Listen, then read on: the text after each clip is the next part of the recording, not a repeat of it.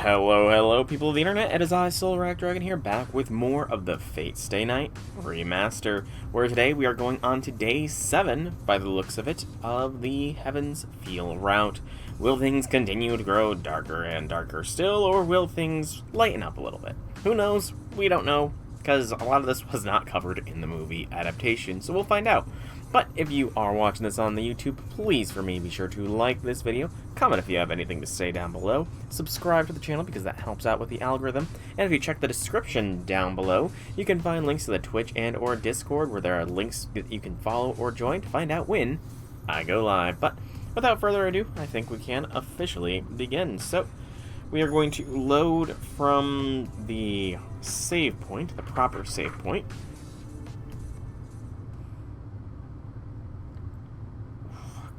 Freaking neck is stiff for some reason. I don't know. Must have not slept well. Because the exercise went perfectly fine, but I guess I'll find out how good I am on Sunday, considering I've started a new 5-to-1 exercise cycle. When I awake to the bright sunshine, my body feels completely recovered. My temperature is normal and my limbs don't feel heavy anymore. It's still 4-6, huh? I wonder if Sakura is awake. If she is, then she should be preparing breakfast.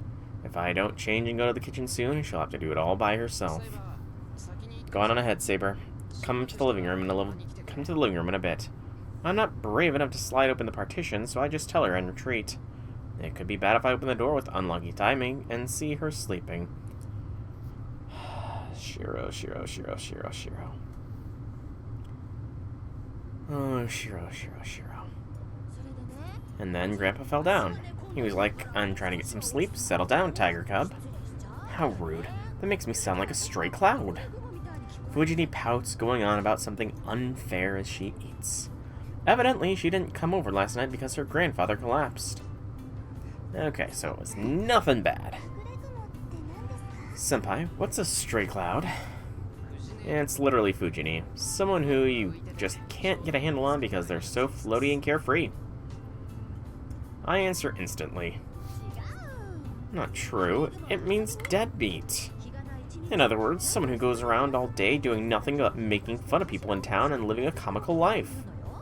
That sounds about right. Sakura and Saber nod in understanding. It goes without saying which part of that they agree with. Miss Fujimura, is your grandfather in poor health? No way, our family's famous for never catching colds. Grandpa just threw his hip out because he forgot about his age and tried to sumo wrestle one of the younger guys. Interesting. What's sumo, Taiga? It's a little hard to explain in words. It's a martial art where you push no matter what. If they pull, you push. If they push, you push back. It doesn't use any weapons, but fists aren't allowed. No kicking either. Basically, you win if you get a good grip on your opponent's body and throw him to the ground. You gotta throw him out of the ring, right? So it's a pure contest of strength. Yeah, no clothes, both fighters. That's a little untrue there, Taiga. That is more than a little untrue. Naked? Yep, they wear a mawashi to hide their private parts, though. Oh, a mawashi is the same as a fundoshi. If you want to know more, ask Shiro. He knows more about this stuff than me. Fujini slurps her miso soup while saying something outrageous about me. Yeah, I don't think Shiro knows a lot about this, Fuji. I see. Shiro, what is a fundoshi? It would be easy to explain, but I hesitate. This is Saber I'm talking to, and it's the middle of breakfast.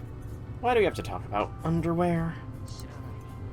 No idea. Sumo's not in my wheelhouse. Ask someone else. Liar, you have a mawashi. No, I don't. Your grandpa just made me do sumo one time, so I borrowed one. And how many years ago are we talking here? No, Sakura was shocked. That's right, you were little back then, so you kept losing at sumo. Grandfather said you should try a different sport since you won't give up until you win, so he made you pick up a bow instead. So that's why Shiro is good with bow. Fujini laughs in delight. It's embarrassed Shiro Day, it seems. I wonder why.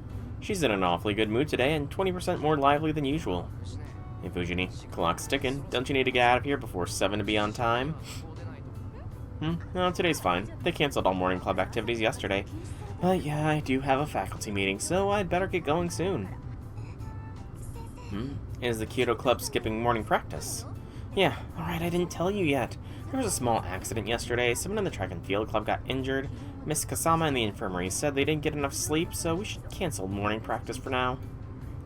But do they really need to stop everything for just one student?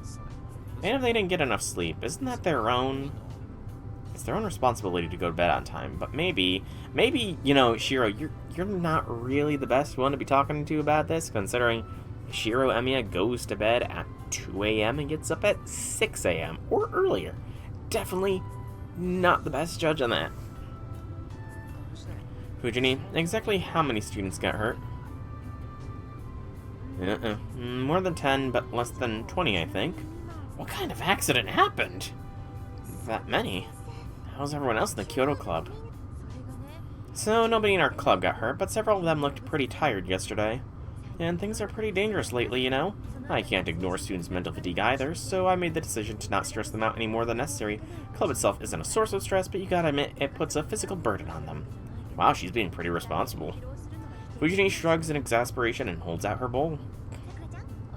Seconds, please. I'll have half a bowl of rice. Here you go. You're not eating much this morning. Yeah, I'm feeling quite queasy just thinking about all the work waiting for me at school, so I don't have an appetite. She half sobs pitifully. Apparently our resident tiger is saying she can't go all out on 2.5 bowls of rice. But you seem good today, Sakura. You're on your second bowl. I'm in a growing period. Lately I get hungry right away, so I need to eat more to get my fill. Sakura proudly puffs up her chest. Oh no, she was about to go on a tangent here. I'd say she already had her growth spurt and she's as good as she is. Maybe she's just being influenced by the other gluttons in the house. Indeed, Sakura, you lack sufficient muscle to be an archer. I think nutrition would be good for you. Saber nods through a mouthful of food. I can't tell if they're on the same page or not. They will be soon, Shiro. I look over this way, expecting the webcam to be on my laptop, but the webcam is over this way. Just force of habit, I guess. It's past 7. Fujini already left for school and we're cleaning up. Sakura doesn't need to rush today, so we take our time doing the dishes together. Morning cleanup goes by in a flash since we're both helping each other out. I find myself checking on Sakura, but she looks like she's feeling better. Seems like her fever is gone and she's full of energy. Uh-oh. That doesn't look like her fever's gone. Might I have a moment of your time to talk? She suddenly blurts out a question, like it's now or never. You certainly might. We still have plenty of time. Right, well, I tried making lunch for you. Sakura hands me a lunchbox. Aww. I feel like we're gonna get a lot more wholesome interactions with Sakura comparatively to Seba or Rin. Just because Sakura seems like a lot more wholesome of a girl. Hey, Infinity Lord, welcome to the stream. Happy things. It's different from the one I sometimes use. She must have prepared it herself. Unlike my boring lunchbox, it has a cute shape and it's even wrapped in a pleasantly colored cloth. I'm grateful and I can count on it tasting good if Sakura made it. Thanks. Wait, did you wake up early today just to make this? By the time I came to the living room this morning, Sakura was already finished making breakfast. I was impressed at how early she must have gotten up, but it seems that she's even more of an early riser than I thought. I feel like she probably did not sleep. Make some more progress with the Radiant difficulty? Okay. What new bosses have you taken down that you did not post in the Discord? Yes, I woke up early and didn't have anything else to do, so I thought I'd make you lunch, and I'd like to ask for your advice. What's up? Sounds important. No, not really. I don't think so anyway, but yeah, I didn't see you make lunch to bring to school very often. Why is that when you like cooking so much? Sakura, I don't particularly enjoy cooking, you know. That's a lie! We know Shiro Emiya is a master chef, and he loves cooking. Do not take that fanon. Do not say that is just fanon. That is canon game. Hive Knight, Crystal Guardian, and Brooding Moloch. I I can't picture brooding Moloch off the top of my head. Plus, cooking isn't supposed to be a hobby that guys have. I just happen to be able to do it, and I'd like to leave it at that. Oh, boy. So, Shiro doesn't like cooking because it's not a traditionally masculine hobby. Come on, Shiro. This takes place in the 2000s. I'm pretty sure some prominent male chefs were starting to make their TV debuts and such. Bobby Flay, probably. Gordon Ramsay, maybe. Yeah, I'm gonna look this up. When did Bobby Flay start appearing on TV? First appear on TV. Bobby Flay appeared on TV in 1994. So you have no excuses, Shiro Emiya. No excuses. Mind you, I guess this is Japan, but, you know, international. It's fine. I stand by my point. Anyway, she wants to know why I don't make my own lunch, right? I know it would save money to bring my own lunch, but it makes all the guys in class flock to my desk. Before I know it, half my food is gone. You can do Enrage Guarding because it's just crystal but double damage, slightly faster attacks. Yeah, double damage does not matter too much when it's a one-shot death. Hey, Janice, welcome to the stream. Howdy things. Also, what do you think of this camera angle compared to the previous one? I feel like there's less light blindingly shining down upon my face compared to last time. But it's just a little awkward, because I'm used to looking this way when I have webcam, but now I've got to look this way for webcam. It's just a little bit of unnatural movements. And it almost makes me feel like I slide down in my chair more. I don't know. It's actually the girls in class who tend to take most of my food, but I decided not to mention it because it makes me sound pathetic. Also, Shiro, let's be honest. If you said girls were stealing your food, you would not have any girls in your class the next day. I'm sorry, Shiro, but as sweet as Sakura tends to act, I feel like she might be a yandere. Lighting is better. Yep, that's kind of what I felt. Yeah, I can definitely feel like the lighting is better with this just because the light is on this side, comparatively, compared to... Well, it's always been on this side, but less of my face is bathed in the light, essentially. Yeah, so that's why I only make lunch on the days I can eat in the student council office. When I'm there, I can eat in private with Issei. You know, must be kind of Issei kind of because the final boss is pure boss. The thing is, he's one of the big three bosses, but he's one of the hardest three. Senpai, what about having lunch at the range? Sakura was asking him out, technically. I think the next thing I'm going to try is seeing if I can't set up the webcam to be, like, right in front without obstructing my view of my monitor. That's going to be a bit of a challenge, but we'll figure it out. The club building's open during the day. You can make tea there, and it's quiet and nobody around, so... Oh, I never considered that. The archery range is unlocked during daytime, and even club members are unlikely to stop by. Only Mitsuzuri is likely to be around, if at all, and she isn't rude enough to lay hands on another person's lunch. Okay, yeah, I think that could work. Right. That's an obvious option, isn't it?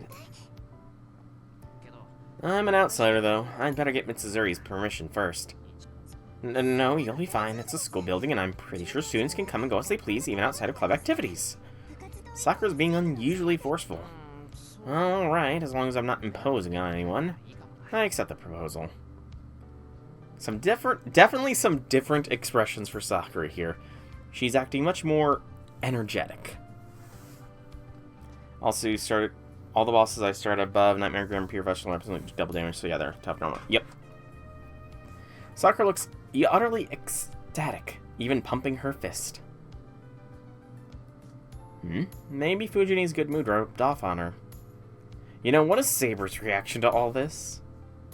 We walk up the hill. There are more students commuting than usual, possibly because morning practices are cancelled. We still have a lot of time. It's been a while since I could take my time in the morning like this. Sakura's beside me, walking happily. She's been in a good mood all morning, though I'm not sure why. That's normal for me, though I don't get to go to school with you that often. Because the Kyoto Club never takes any time off. True, but morning practice is supposed to be optional, right? Most people only go once every 2 days or so. You should take it easy, too. That expression looks, and pose, very much remind me of Reen. Because I feel like Reen takes a very similar pose at times. Wait, so if I skip practice, you'd come to school with me.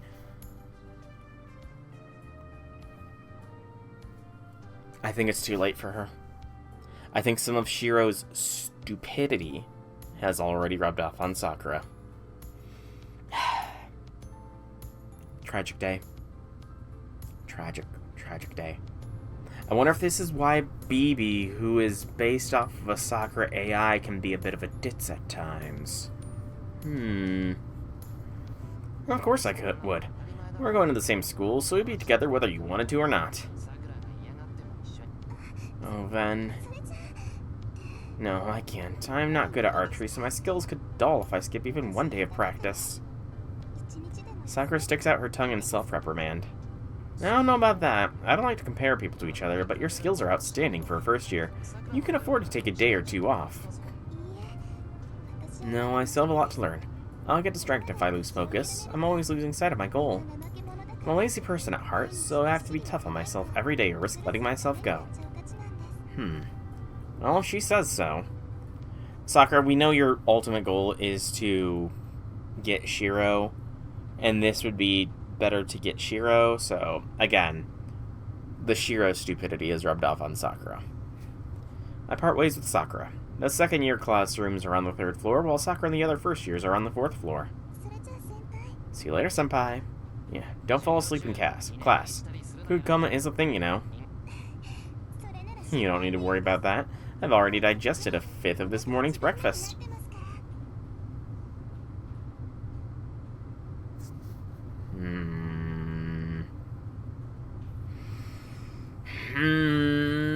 I don't know. That line feels a little bit off to me. I don't know. There's something about that line. There's something about that line which feels a little bit off. Few bosses I haven't beaten as follows: Nightmare Queen Graham, Pure Vessel only unlocked during Phase 4, Absolute Radiance only during Pantheon 5, Sisters Battle during Pantheon 5, you remember Hard Version of Mantis Lord's Wing Nosk, Pantheon 5. Where does what door go? What door? The door on the... Oh, I see the door. I feel like it might be a closet, perhaps? Yeah, that looks like it could be a closet door. It is leading right to a stairwell, so... I mean, that's a little bit of a weird design choice, but it looks like it could be a supply closet, if I had to hazard a guess. I mean, I don't know. It could be. Some closets can be quite small. Some closets can be very, very small, Janice. I'm trying to think. I could... Maybe when I do the live exercise video, I can show that closets can be quite small. Because I think I've got a small closet in the house somewhere. Maybe. Maybe. Sakura goes up the stairs. I wave goodbye and head to my own classroom. And yet, maybe it's just where they hide the bodies. It's lunch break. Shinji's absent, and so is Issei. I think Issei's been recovering in the hospital ever since Ryoto Temple incident. In fact, there are several other students out sick too. But there shouldn't be any further absences. Caster is gone, and there isn't a servant draining life force from the people of Fuyuki anymore. He says that with such confidence. That should put an end to the mysterious comas that had the city in an uproar. Right, everyone who Caster hurt will get better soon. Time to get my head on straight. There are 4 masters left. Tosaka and Ilya aside, I don't know what the other 2 masters are like, so it's too early to relax. Oh, Shiro. Our yelps of surprise harmonize. Just as I step into the hallway, I suddenly run into Tosaka. Hey, what's that supposed to mean? A little rude to act like that as soon as you see me, don't you think? Or what, do you have some reason to feel guilty around me? Right back at you. You look just as surprised, you know. What was the phone call for yesterday? After you complained about me going out to the temple, you demand I come to meet you at school? You're pretty fickle, Tosaka. Yesterday was an exception. I'm the one who told you about Ryoto Temple, so it'd be a problem for me if something happened to you. I'm surprised. Does Tosaka feel responsible for what happened? Yeah, well, thanks for worrying about me, Tosaka. It's not about you. I just wanted to know what happened to one of my intel sources. I told you during yesterday's phone call. Caster and the person who had her command seals are defeated. There's nothing at Ryoto Temple anymore. Wait, why does she look so serious all of a sudden? What, did I say something wrong? Yeah, it's not that I don't believe you, but I want to be sure. Did you really beat Caster? Even I can tell we won that fight. Saber completely got rid of Caster, and Soichiro was already dead by the time we arrived. Fine, then I want to talk about that. Come with me to the roof. Actually, thinking about it, Shiro did not even realize that Soichiro Kuzuki was Media's master. He didn't really pay too much attention to the dead body. Weird.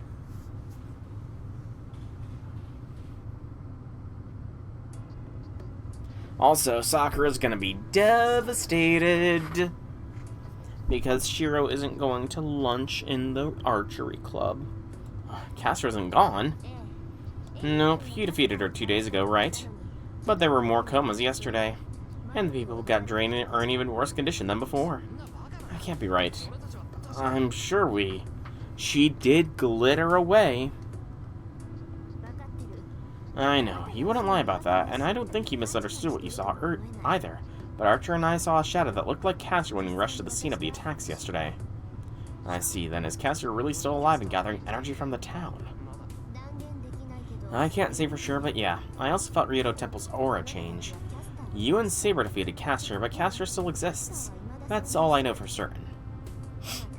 That must be why Tosaka's been acting odd since yesterday. She probably started having doubts about this war. A servant isn't supposed to disappear when its master's... A servant is supposed to disappear when its master is beaten. When a servant is completely defeated, it can't escape death in this world. Both penalties apply to Caster, and yet she somehow still exists. It's a clear fundamental violation of the rules underpinning the Holy Grail War. Okay, so what do you think? Me? Yeah, it's crazy, right? I doubt you're going to forfeit this war. I'm guessing you care more about cleaning up Caster's mess than the competition itself, even if it means putting off dueling the other masters. You're right. This Holy Grail War is so sketchy, I think it's different from what my father told me. It's like something else is going on behind the scenes. Something else, huh?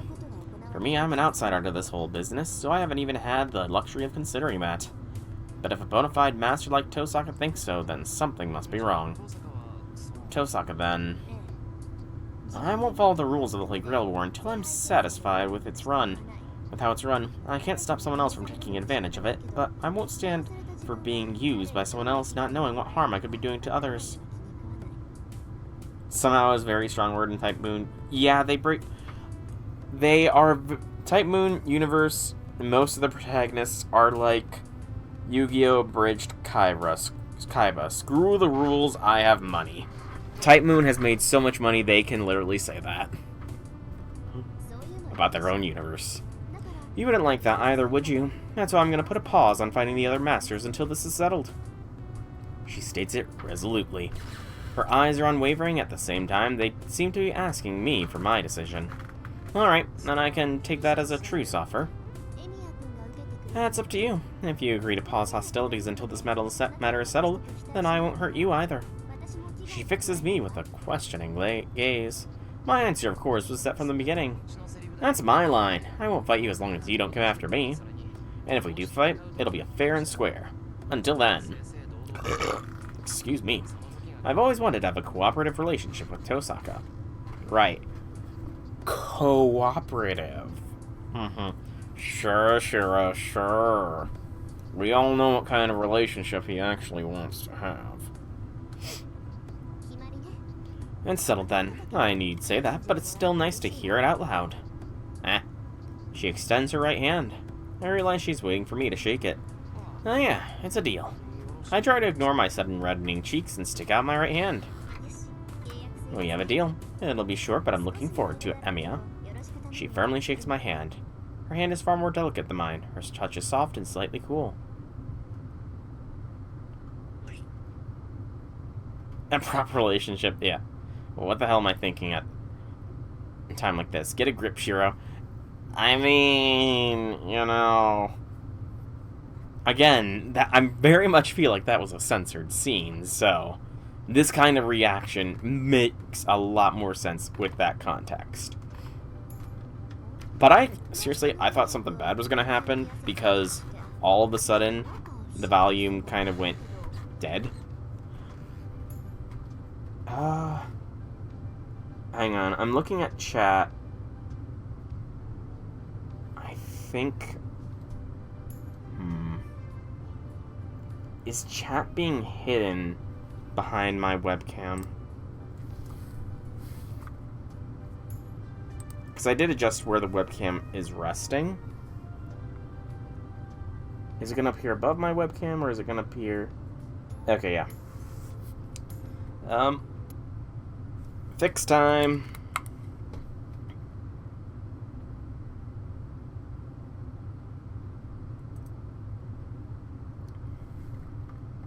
Boop, boop, boop, boop, boop, boop, boop. Boop. There we go. Fixed. Easy fix. I keep looking at this way, expecting the webcam to be over here. Let's make sure it... Okay, it does load back up. Currently, your Hive 9 is the hardest rating I've done so far based on a tier list. Interesting. What's the matter, Emiya? You're suddenly sweating and your heart rate is up. It's nothing. Just cold. I'll get better once I eat, so let's have lunch. I tear my hand away from hers, unfortunately. That only serves to twist Tosaga's face into a devilish smile. I was wondering the last time we talked, but now I see. You look like you're used to talking to girls, but you're really not, are you? I'm not sure if I should be surprised or not, since it totally suits you.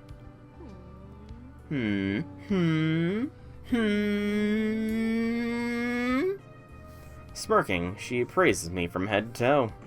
What? If you got something to say, say it. You shouldn't dangle it over me like that. Oh, it's no big deal. I just felt like I understand you a little better now. Don't be scared. I won't tell anyone. I'm not scared. If you want to tell everyone, go ahead. Oh, may I? She snickers. How can such an evil smile exist? Please don't. What? I didn't quite catch that. Sorry, don't tell anyone. I think they'll go into shock if you do. Especially coming from you, it'll be 2 or 3 times worse. Oh, then maybe I won't. She smiles triumphantly. I take a second to recover my composure. Emiya, I bet you're one of those boys who stares at the recorder your crush plays. The recorder. Good gracious. Is that a common thing in Japan? I mean, I learned to play a recorder in, like, 1st grade, but then I never touched it again, so... I don't even think I behaved that way back then. Sure thing, Infinity Lord. It's a common thing in most Asian countries. Okay. But yeah, I mean... So, in my 1st grade, I learned how to play a recorder. Mainly hot cross buns. Was kind of the extent of my recorder knowledge. But then, after that, it was never really brought up again. Because my school had a music class. And that was kind of what the music lessons were, I think. It was a long time ago, so... Okay, but Sakura is definitely gonna be pissy here. That's why I'm saying, people get upset when you tell them the truth. She pokes at my lunch thoughtfully. She came up here empty-handed today, meaning she doesn't have anything to eat. It was inevitable that she'd come after my lunch instead. Just eat. Why do you have chopsticks when you don't even bring a lunch? Do you always carry those around? I brought these with me when I left class. You had food with you last time, so I figured we'd just split it today. I needed utensils in case you packed your own lunch. I think you have your priorities out of order. If you thought that far ahead, then bring your own dang lunch. Don't sweat the small stuff. I know you packed enough food for 2, so it worked out for everyone. These guys are fast-paced, elusive, or have random jump that can kill you wherever you are. Gotta love the RNG kills. This isn't really meant for two people to share. Shiro. Oh, Shiro. Oh,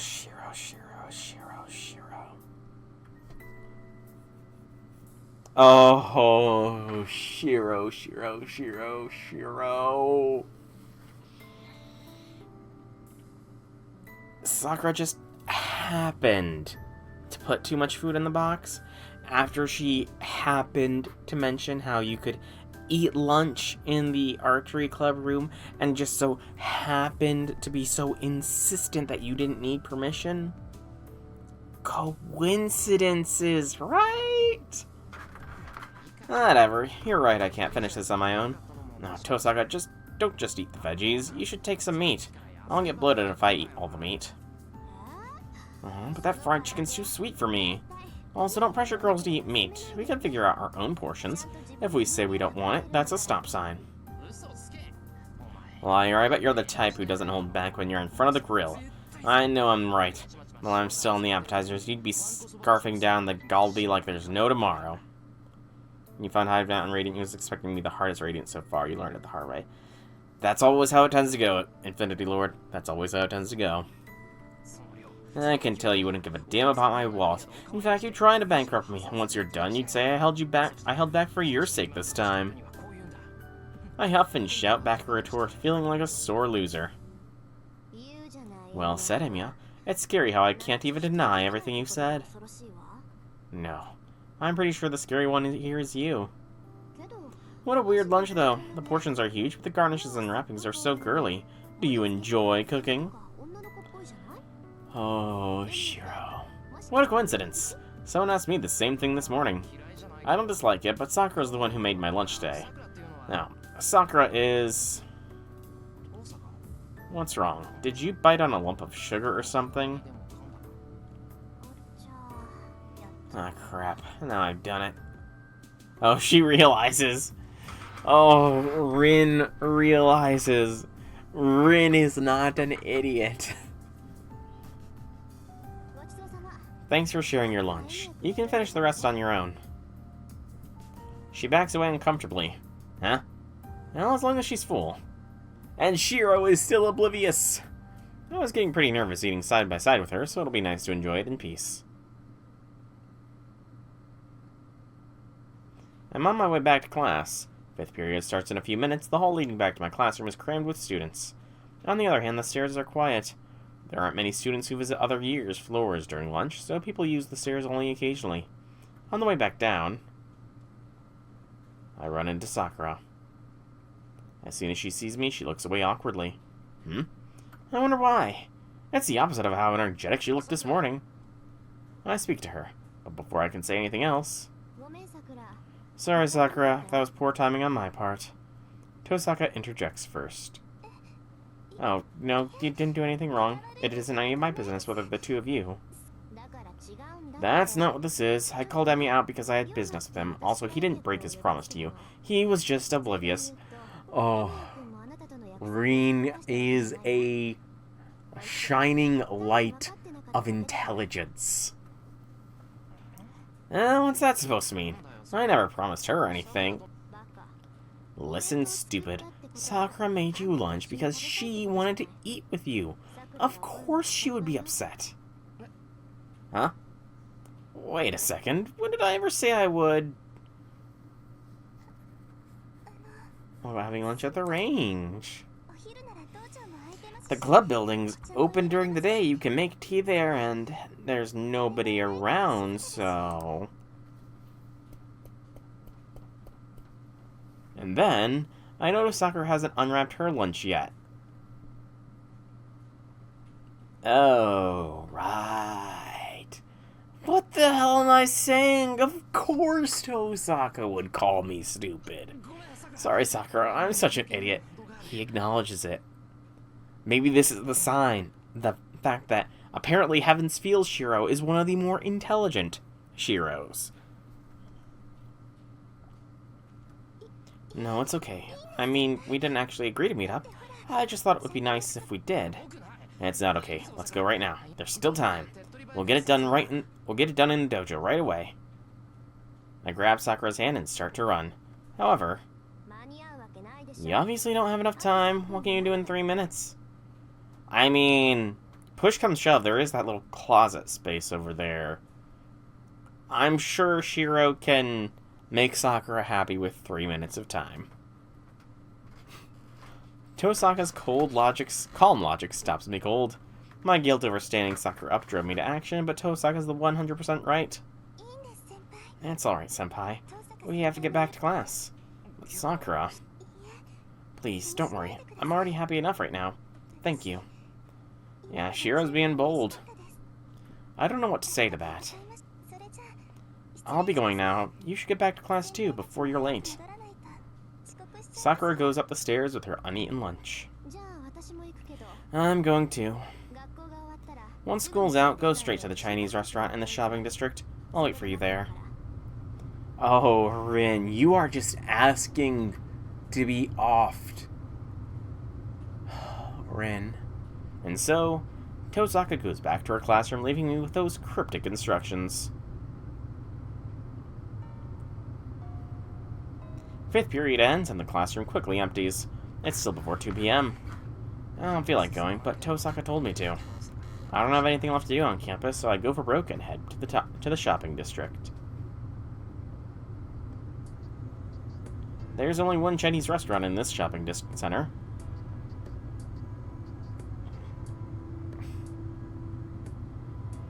No. It has an ominous reputation. Its glass windows are covered by shutters during the daytime, concealing the coming and going of customers. First-timers are frequently seen fleeing the premise. The restaurant is run by an enigmatic and petite Miss Ba, beloved by the neighborhood association. She wields her wok and cooked chili peppers into every possible dish. In other words, the food is hot. Really hot. So spicy you'd think your tongue was being stabbed by 1,000 toothpicks and covered in salt. The reason I tend to not like Chinese food is entirely thanks to this restaurant's infernal seasoning. Also, I can't get over the owner's over-the-top accent. Now I'm about to enter this pit of hell. If the owner sees me, a menu will appear in my hands before I can blink.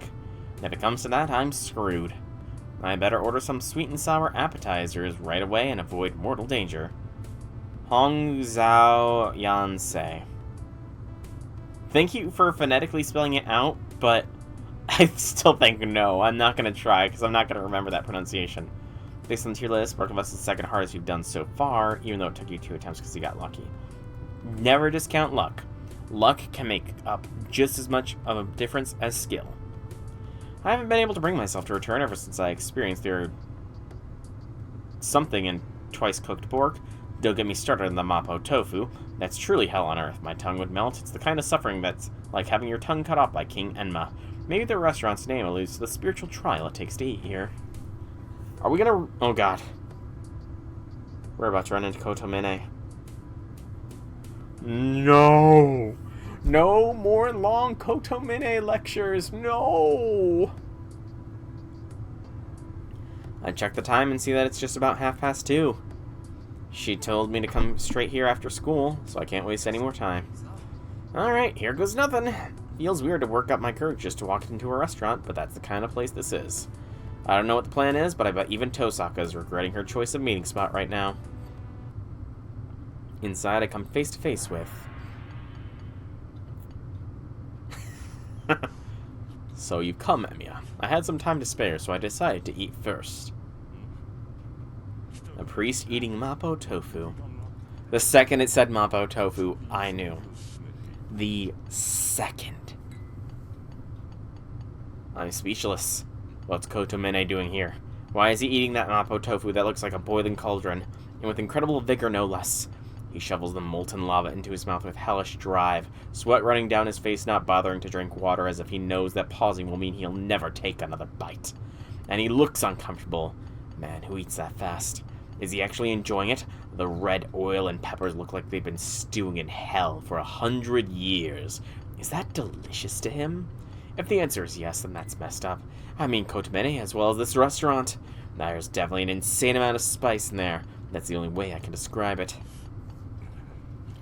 How are we going to talk if you're just standing there? Take a seat.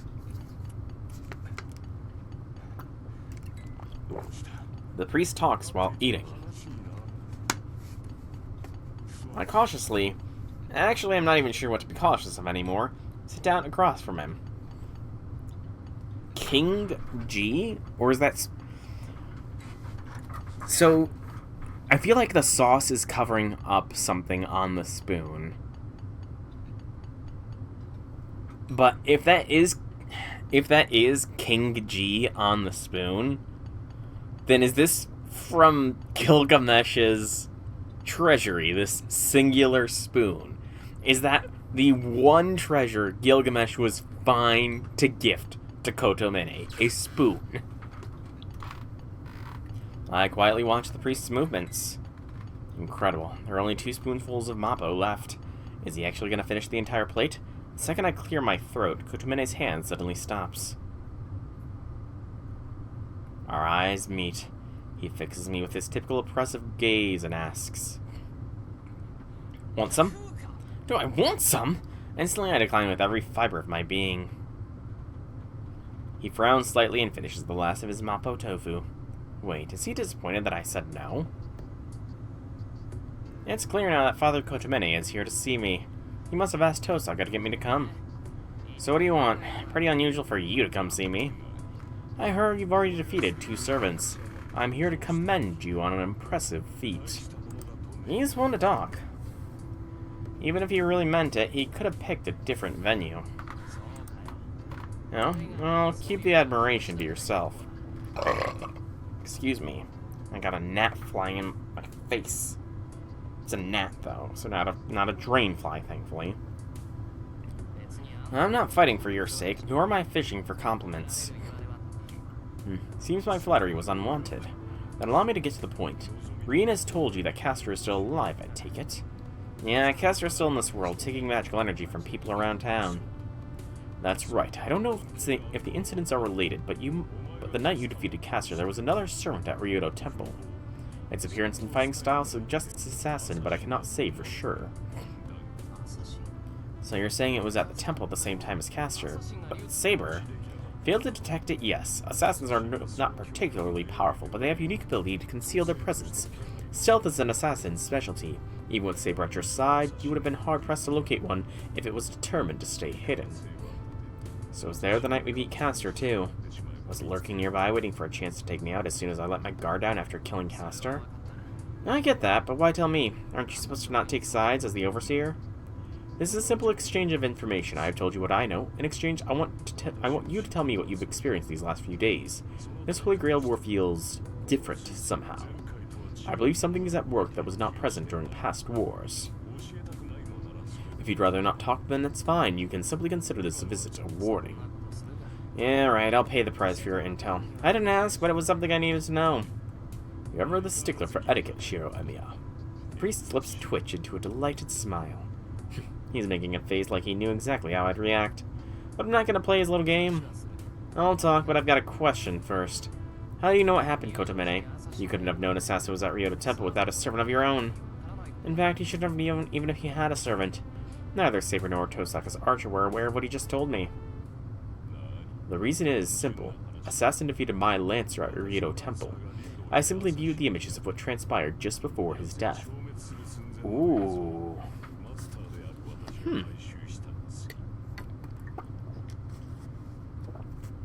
So Kotomene is playing that card.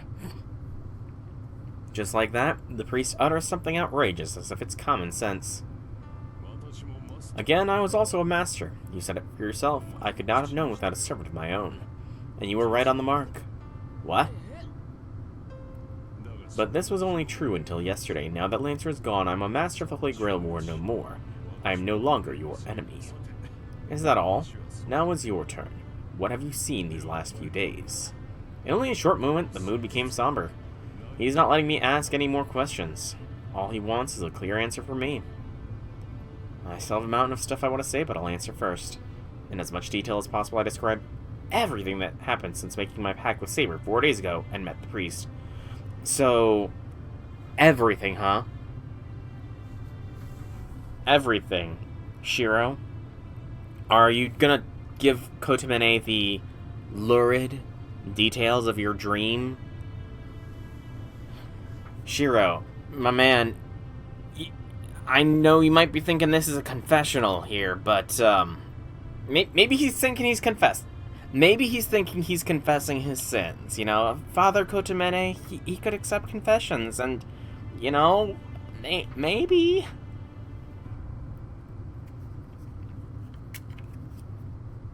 It takes about 30 minutes to finish my story. I haven't done a whole lot as a master. It shouldn't be of much interest to Kotomene. He only showed any sign of interest when I mentioned Zauken. I thought him decrepit and old, but he still leads the family. So he really is a fiend that drinks human blood. That old man drinks blood? Yeah, he's a priest. Kotomene is technically a priest, so he should be able to listen to confessions. In fact, just, you know, given Kotomene's demeanor, I wonder if he finds some measure of joy in hearing how other people have sinned. Makes you think. Yes, the Matao practiced absorption magecraft. I have heard that 6 generations ago, he was a prominent user of insects. You can't mean literally using insects as familiars, right? So if there's other magecraft that controls insects... Wait, you say he uses insects. Do you mean as catalysts? Like that ritual where you trap 100 poisonous bugs in a face, then cast a curse using the last survivor? No, not like Kodoku. Curses have always been outside the Makiri's area of expertise. They use magecraft that is sure to benefit their physical bodies.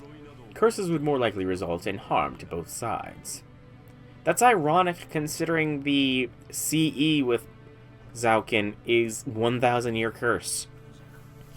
Then he literally uses bugs as familiars. Yes, Zauken is a fiend that exists only to drink others' blood. He maintains his youth and transforms his flesh by drinking human blood. It is how he survived for centuries. However, Reen's father told me he had been reduced to a corpse that cannot venture out during the light of day. He can't go outside during the day. Now that you mention it, I've only seen him at night so far. He drinks blood to extend his life. And he can't go outside during the day? That makes him sound completely like... Are you saying Zauken is a vampire? More like a blood-sucking insect than the creature you imagine. Both his nature and personality are that of a malicious slug. Kotomene's tone is clipped. Yeah, Shiro. Do not insult a vampire. If you insult a vampire by comparing them to Zauken, then I think there is no good ending for Shiro Emiya. You must really despise the old man. He said he's lived for centuries, so was he a master too? No, he was never a master. He's more of an advisor to the Matao family. At any rate, he's a centuries-old monster. He may have been scheming on a way to become a master without our knowledge. So he's made a contract with the caster, who doesn't have a master anymore. I cannot say, but he's not someone you can afford to let your guard down around. Hey, J6, welcome to the stream. Happy things. You must believe he has a concrete chance of victory if he's taken the stage. The Matao Master in this time must have blessed that for that wicked patriarch of the Makiri. Zauken said that Shinji hasn't given up. Interesting ad. Shinji has Zauken's backing. He may have lost his command spells, but the old man may have given a new servant. This was enlightening. If the Makiri Elder is in play, then that explains this unusual situation. As Overseer, I must prepare for increased collateral damage. He muses to himself, looking more relaxed now. Overseer, huh? That's rich coming from the guy who was secretly a master. Don't say that. I never desired as such. I only acquired Lancer because I wanted to give the Holy Grail to a deserving seeker. Yeah, right. We know how you acquired Lancer, Kotomene. Well, technically we don't know, but we will find out within like the next 6 months. I imagine. I have no idea how long Hollow Ataraxia is. And that endeavor is over, at any rate. The rest is up to the masters to decide. Though if I may voice of an opinion, I prefer that it fall to either you or Reen. Oh, is Bazette a beloved for you, J6? This is the first I'm hearing of that. I find myself frowning. J6 probably does not, Infinity Lord. J6 probably does not want to know. The priest sounds sincere. He doesn't want the Holy Grail. He just said it to my face that he wants me or Rin to get it.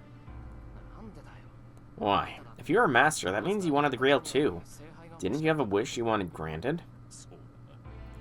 While I have no wish, I do have an objective. It's not one that the Holy Grail can grant. My goal is hardly so earnest, and it is meaningless if I'm the one to accomplish it. Excuse me. How did that go, J6? How did that go?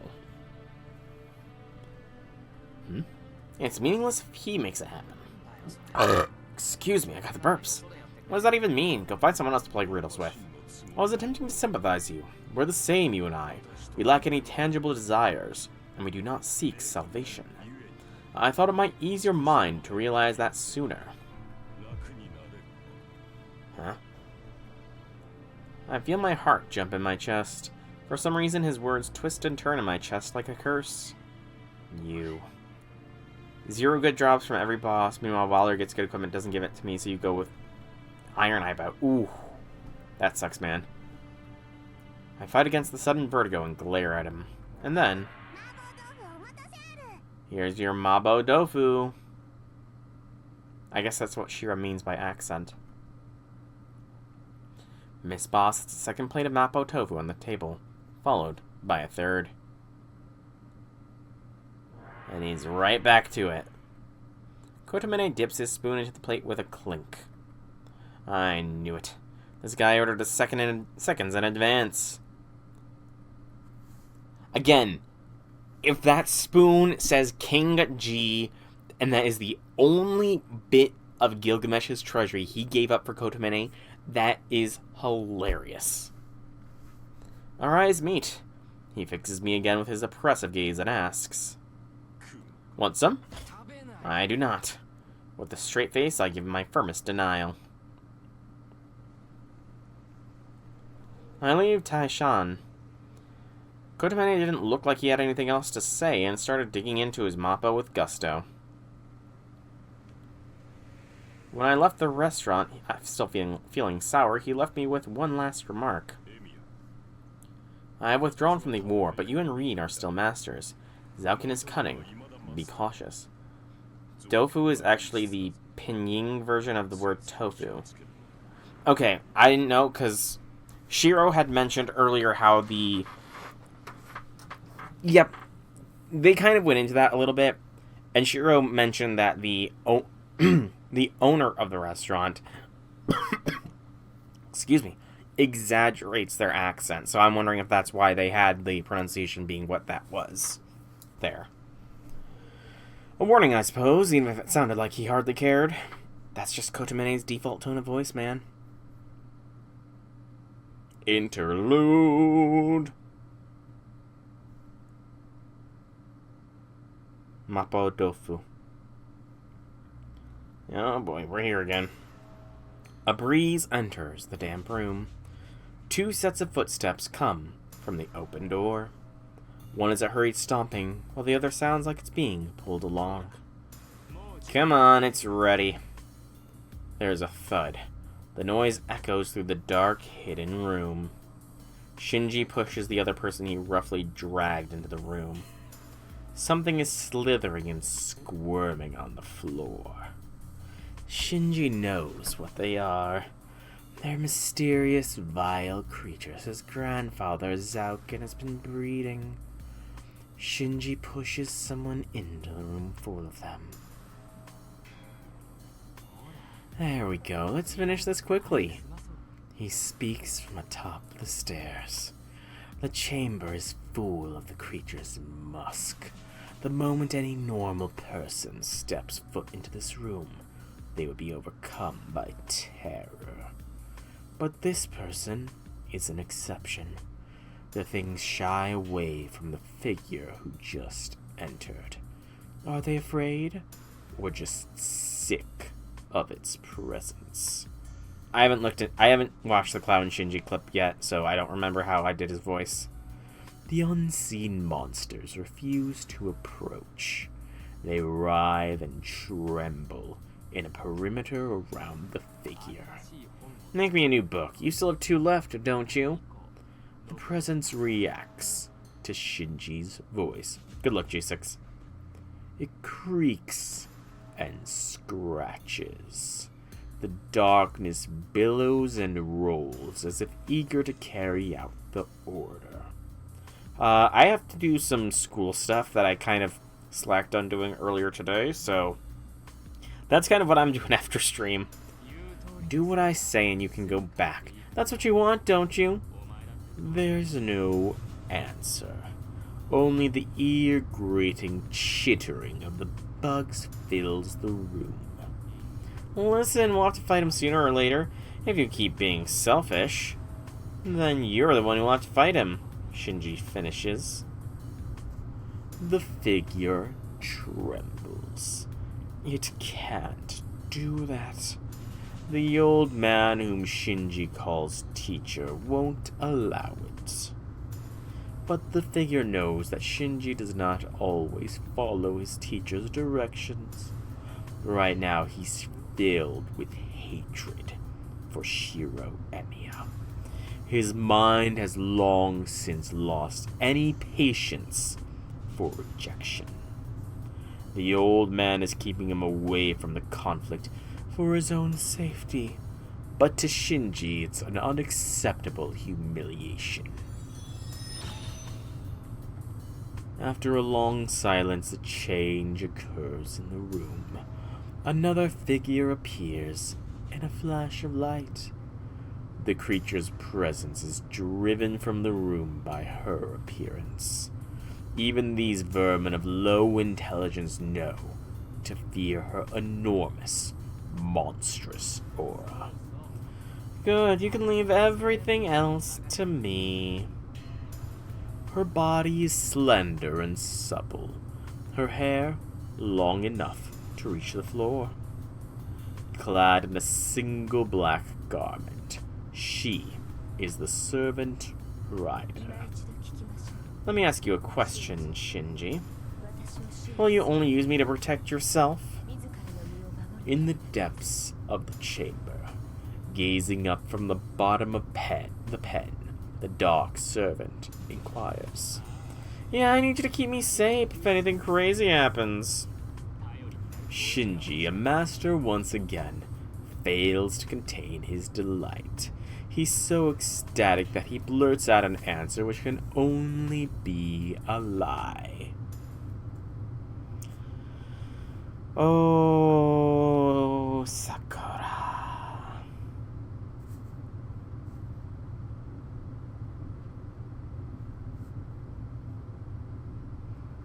By the time I leave the Chinese restaurant, it's nearly 4 p.m. Good gracious, Shiro! Why did you essentially go on a date with Kotomine?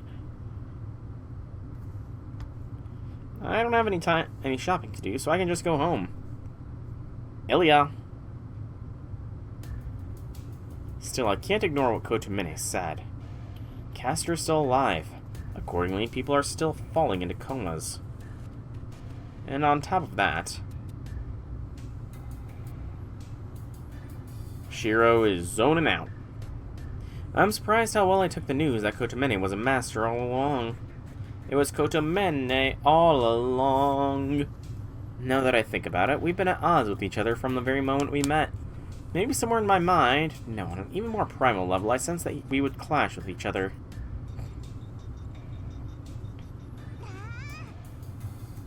Yep, it's Ilya. Hey. Anyway, even Kotomine lost his servant, and I know he wouldn't be careless. There are 3 masters left. The Master of Assassin who is lurking at Ryoto Temple, Archer's Master Tosaka, and... Hey! Oh, poor Ilya being ignored. What are you spacing out for, Shiro? Oh, man. Shiro is lucky Assassin was not lurking nearby, because then there would literally only be 3 well, no. There would still be 4 masters left. Because Shiro is not playing with a full deck of cards. Berserker's Master, the little girl right in front of me. Where the hell did you pop out from? You scared me. I didn't pop out. I've been calling your name this entire time, but you didn't notice me. Huh? Oh, I did notice something ringing in my ears for a while. Oh, Shiro, do not voice that out loud. Oh, you mean all the way back since the shops? Yeah, you were walking and looking really conflicted. I didn't want to interrupt you, so I called you from behind, but you just ignored me and kept going. I was deep in thought. I didn't mean to ignore you. And you didn't come to the park. I waited for you a long time. Ah, right. We had an unsaid agreement to meet again at the park this afternoon. I can't believe I forgot, even if Kotomini needed to talk to me. Sorry, I forgot. I'm really sorry, Ilya. I won't forgive you that easily. I'm really mad, you know. Ilya glares at me grumpily. What should I do? I missed our appointment and made her wait. Of course she'd be upset. She won't forgive me unless I show her how sincerely sorry I am, so I'll save the game here at last. Good gracious. It's been a long ass time. I just finished a rank up quest, so I need to make note of that, so come on. Cause I like making notes so I knows what to do. Or who I can say. Come on. And this is the... Probably spell things right.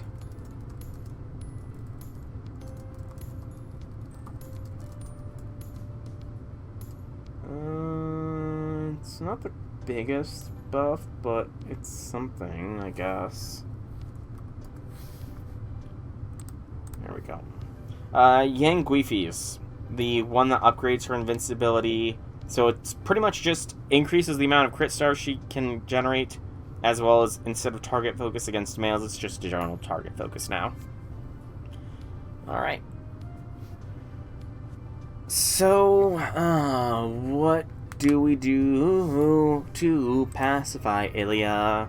Dun-dun-dun.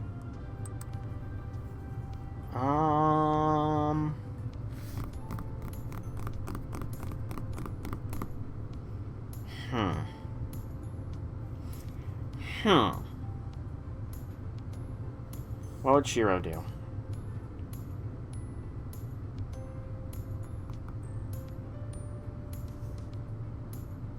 I don't think he would invite her over. They're not that close, and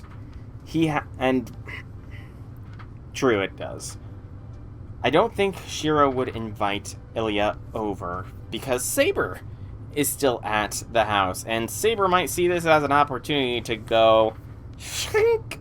There goes Berserker's Master. Wow, Shiro, you are really proactive at this Holy Grail War stuff. Just bringing the Masters in for the slaughter. First we beat Rider's Master, then we beat Caster, and now we beat Berserker's Master? Man, Shiro, you're being really proactive. So no, I do not think inviting her over would be something Shiro does, because while he's an idiot, he's not that big of an idiot, I think.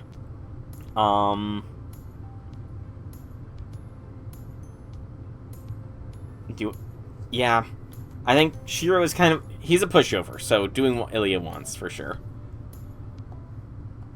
I broke my promise, so anything I say is just an excuse. I mean, that's also true. I need to do whatever I can to make it up to Ilya, but I don't know what would make her happy. Then why don't you act like a master and use your command spells to make your wish come true? Why are you all quiet? That face won't fool me. If you're not going to apologize, then I won't either. If you don't like me, then I'll... Alright, Ilya. I'm your servant. To make up for breaking our promise, why don't I be your servant just this once? Probably... I would say do something harder so that you know what you need to work on. Turn you into a puppet? Wait, my servant? Oh no. A bit of that bad end is leaking through. That's right. It's too late to hang out today, so I'll do whatever you ask. Just once. That should make you feel a little better, right? Sure, why not? Ilya's flustered. No, you're lying. You didn't come to the park. Anyone can break verbal promise, so I don't believe you. I know, so I'll treat it like a command spell to prove it to you. I'll make a promise I can't break just this once. Will you trust me then? This also feels like something out of the movie. Like I have vague memories of that. Trust you, but I don't have any command spells that work on you. Yeah, but I swear I'll keep my word. This isn't a real contract, and the command spell wouldn't actually be used, but I'll act like you cast one on me. You and I are both masters. I swear on my own crest that I won't break a promise. We treat as a command spell. I should probably get the last charm just to be... Fair enough.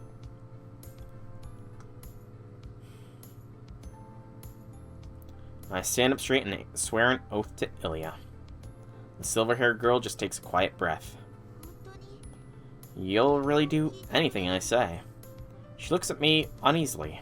Of course, it's a command spell, you know. I'll do whatever's within my power to obey. I return her anxious gaze with a heartfelt smile. A long silence passes between us. She looks away and clutches her hands together.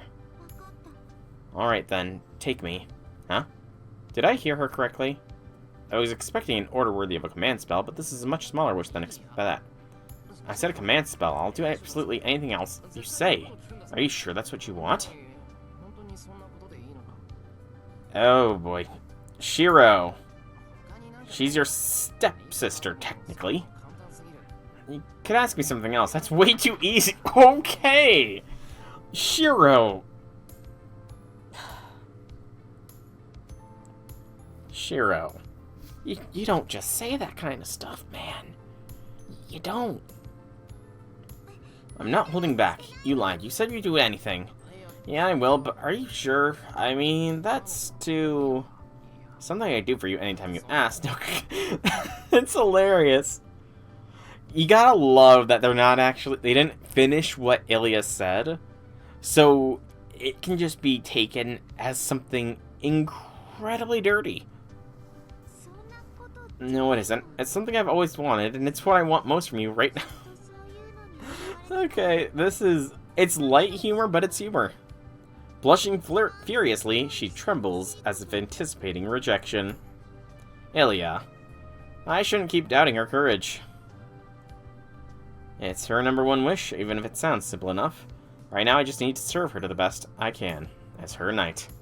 Alright, sorry for the stupid question. Let's go, Ilya. The shopping district isn't big, but it'll be fun to walk around. I feel like my face get hot at the way I phrase it. You know, only now Shiro is starting to get embarrassed. I know I'm blushing red. Without hiding it, I give Ilya my hand.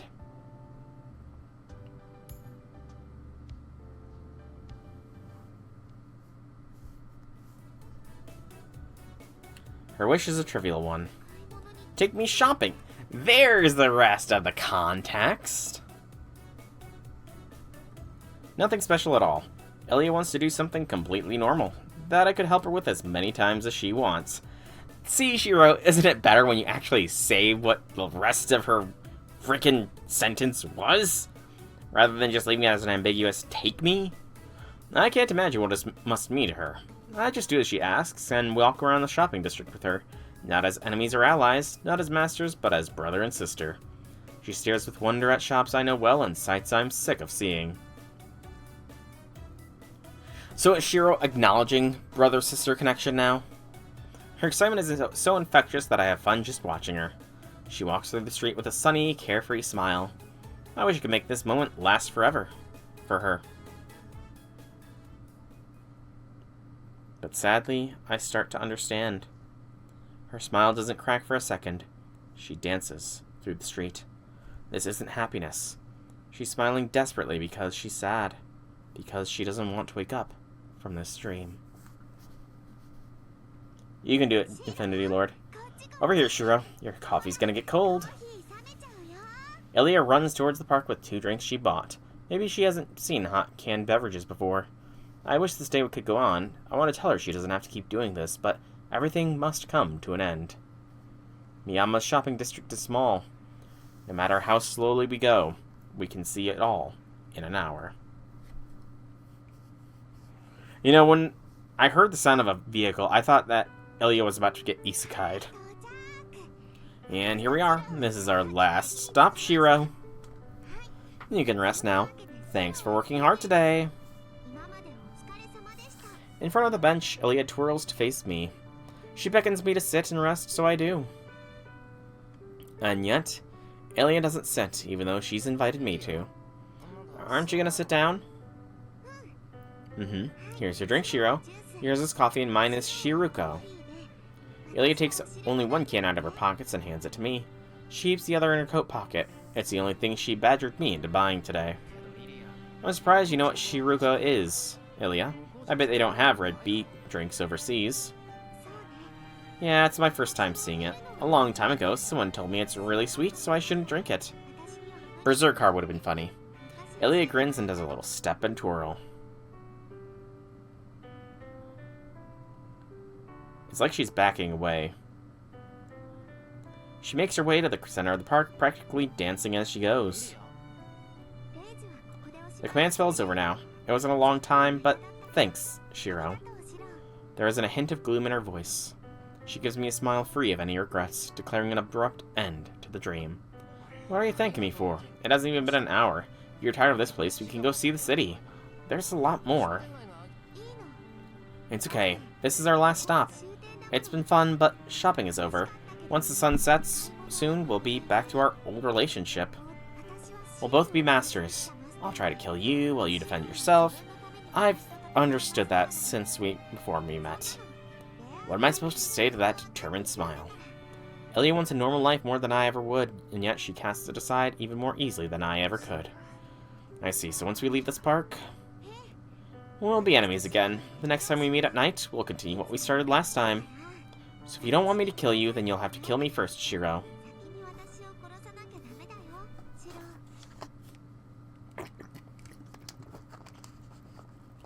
My breath catches in my throat and I look up at the sky. It's an overcast gray. Heavy clouds cover the town, bringing an end to the happy times. I wish they could last forever, but I knew this moment would come once I realized that it would only be harder on Ilya. Aww. She said that this is our last stop. The end of the line. Here, where there's nowhere else to go and no way back, Ilya keeps smiling innocently. Look, Shiro. Snow! Her cheerful voice captures my attention. When I look back at the park, I'm greeted by a distant scene.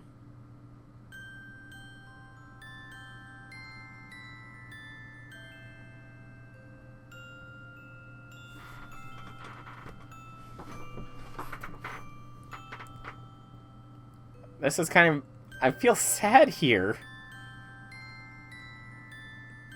For a second, I think I'm seeing things. Look at how happy Ilya is. It's not the falling snow that surprises me, but the unreal sight of Ilya dancing. The snow is only temporary. I can tell it's just a bit of powder snow that will stop soon. But under it, in this uncertain winter, the area around Ilya is so white. The silver-haired girl frolics in the fleeting frost, as if loved by the winter itself. The snow here's so warm. This is my first time seeing normal snowfall. She twirls and twirls, overjoyed. You're awfully upbeat. Do you like snow, Ilya? Yeah, I don't like the cold, but I like the snow itself. It's gentle and reminds me of my mother. Also, she told me my white hair was pretty.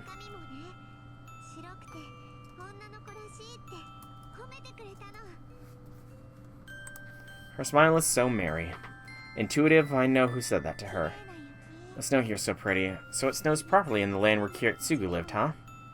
That carefree smile isn't for me. Ilya's Veil von Einsburn, the pale girl who came here to kill my father.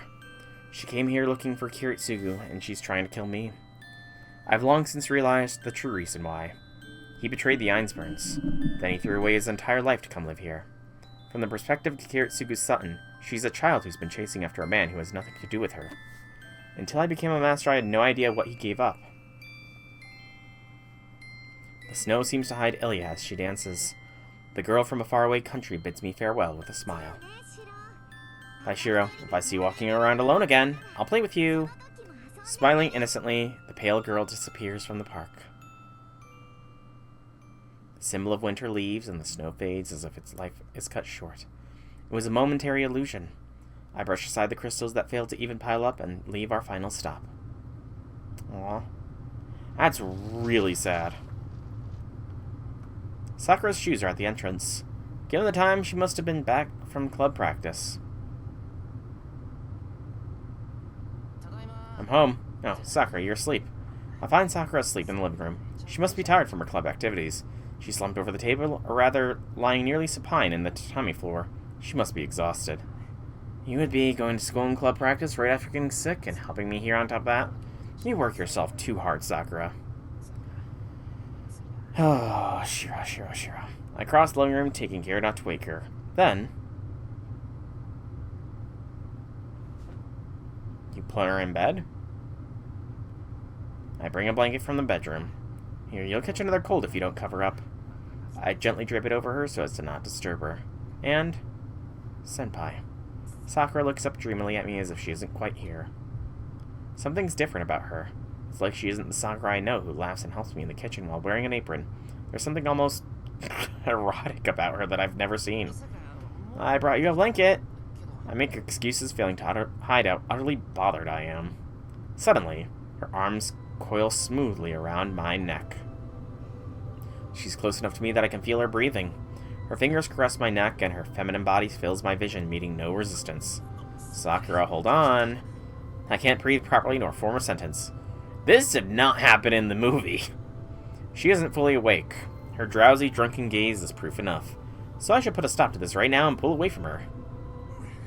I can't take my eyes off her body. I watch the way her hair falls down below her neck. I'm drawn in by the yearning gasps escaping her lips, her bosom straining against her shirt. She went and grew up before I knew it, and now she's right in front of me. It's a dizzying sight. Senpai. The hands around my neck grow a little firmer. Her face draws closer. My will to resist slips away, captivated by those charming lips. My rational mind skids to a halt. Everything I've forbidden myself from thinking or noticing, all that boring, useless common sense, crumbles away. That's so Shiro! Sakura. My heart pounds in a thunderous rhythm. The beat is so palpable it's almost painful. I can't think anymore, I'll just...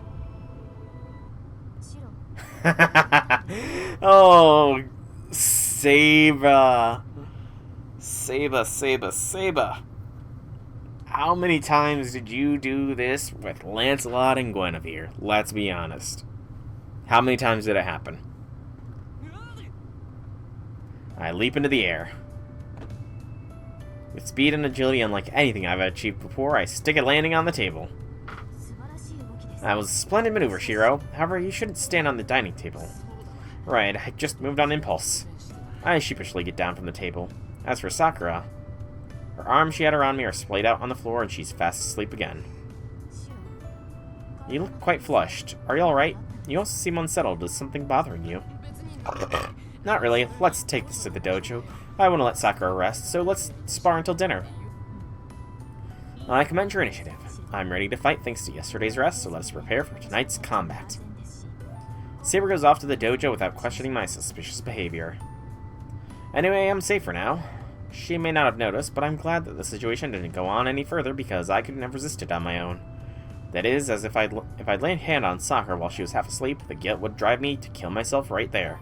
Seriously. I think Sakura's the one that was laying the hands on you. That's good to train, but you should do it in moderation. Jamming a finger is painful enough, but most people aren't supposed to nearly break bones during practice. Sakura, can you wrap the bandage just a little slower?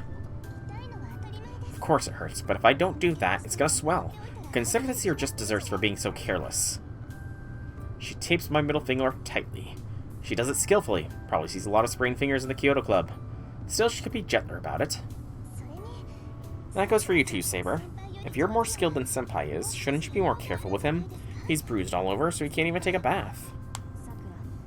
I should note that Shiro requested this. All I did was give him the intensity he asked for.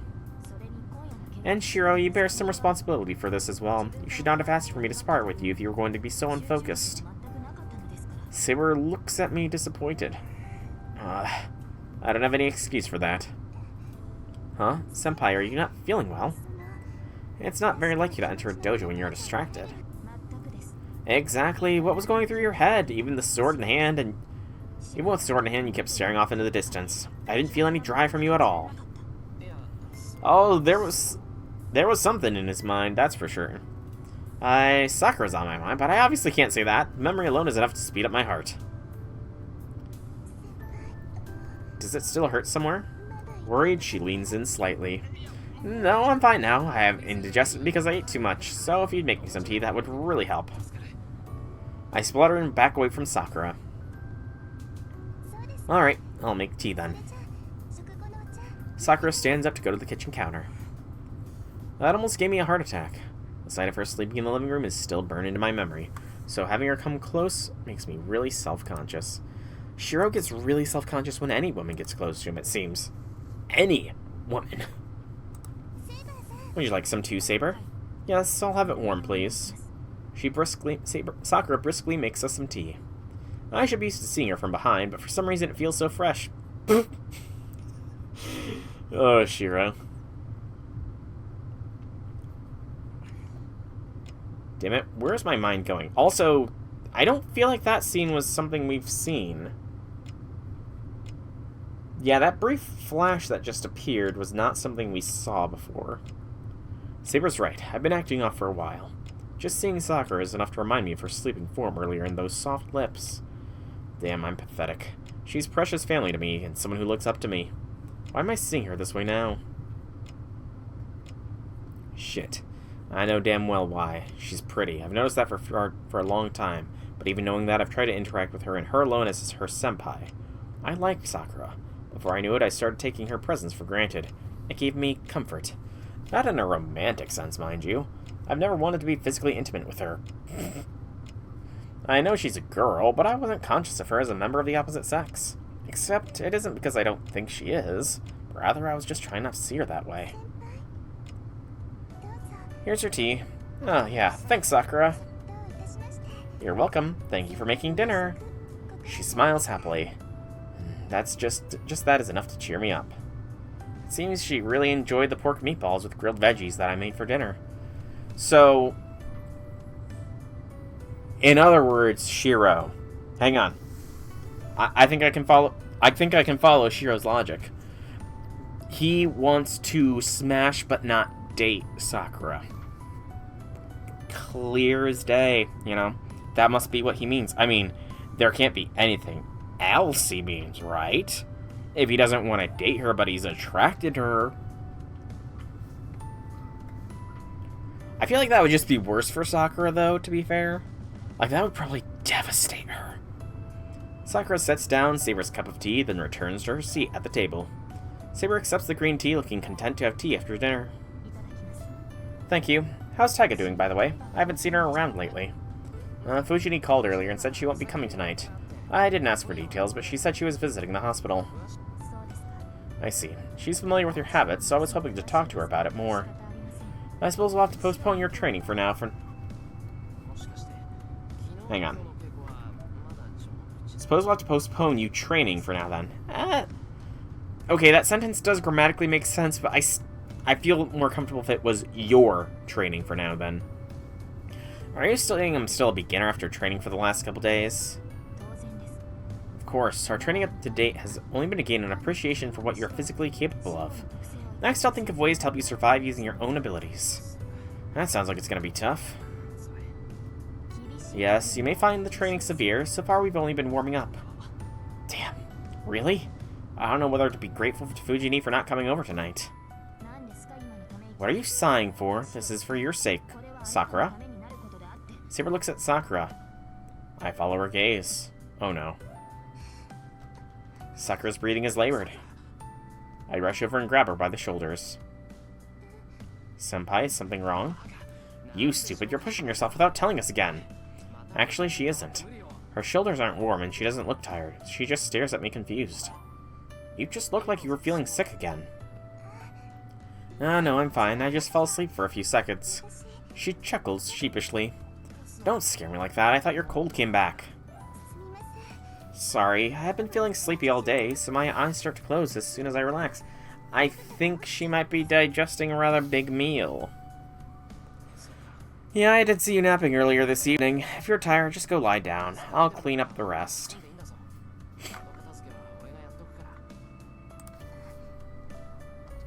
Quick drink of water.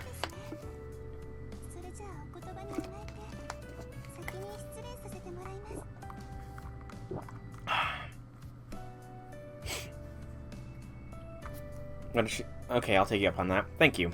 She gives me a slight bow of thanks and leaves the dining room. She looks steady on her feet, so maybe she really just didn't get enough sleep last night.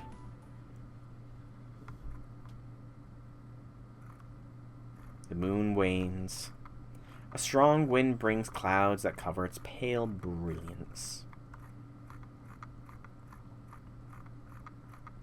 I step outside quietly to let Sakura rest. It's 10 p.m. We're starting a patrol early to make up for yesterday. Maybe this means you'll actually go to bed at a normal time.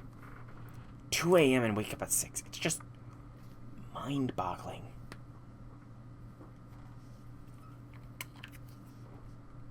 After we beat Castor, I got complacent, and that led to more innocent casualties. If she's still alive and goes after more civilians, then I need to settle this for good tonight. For good tonight.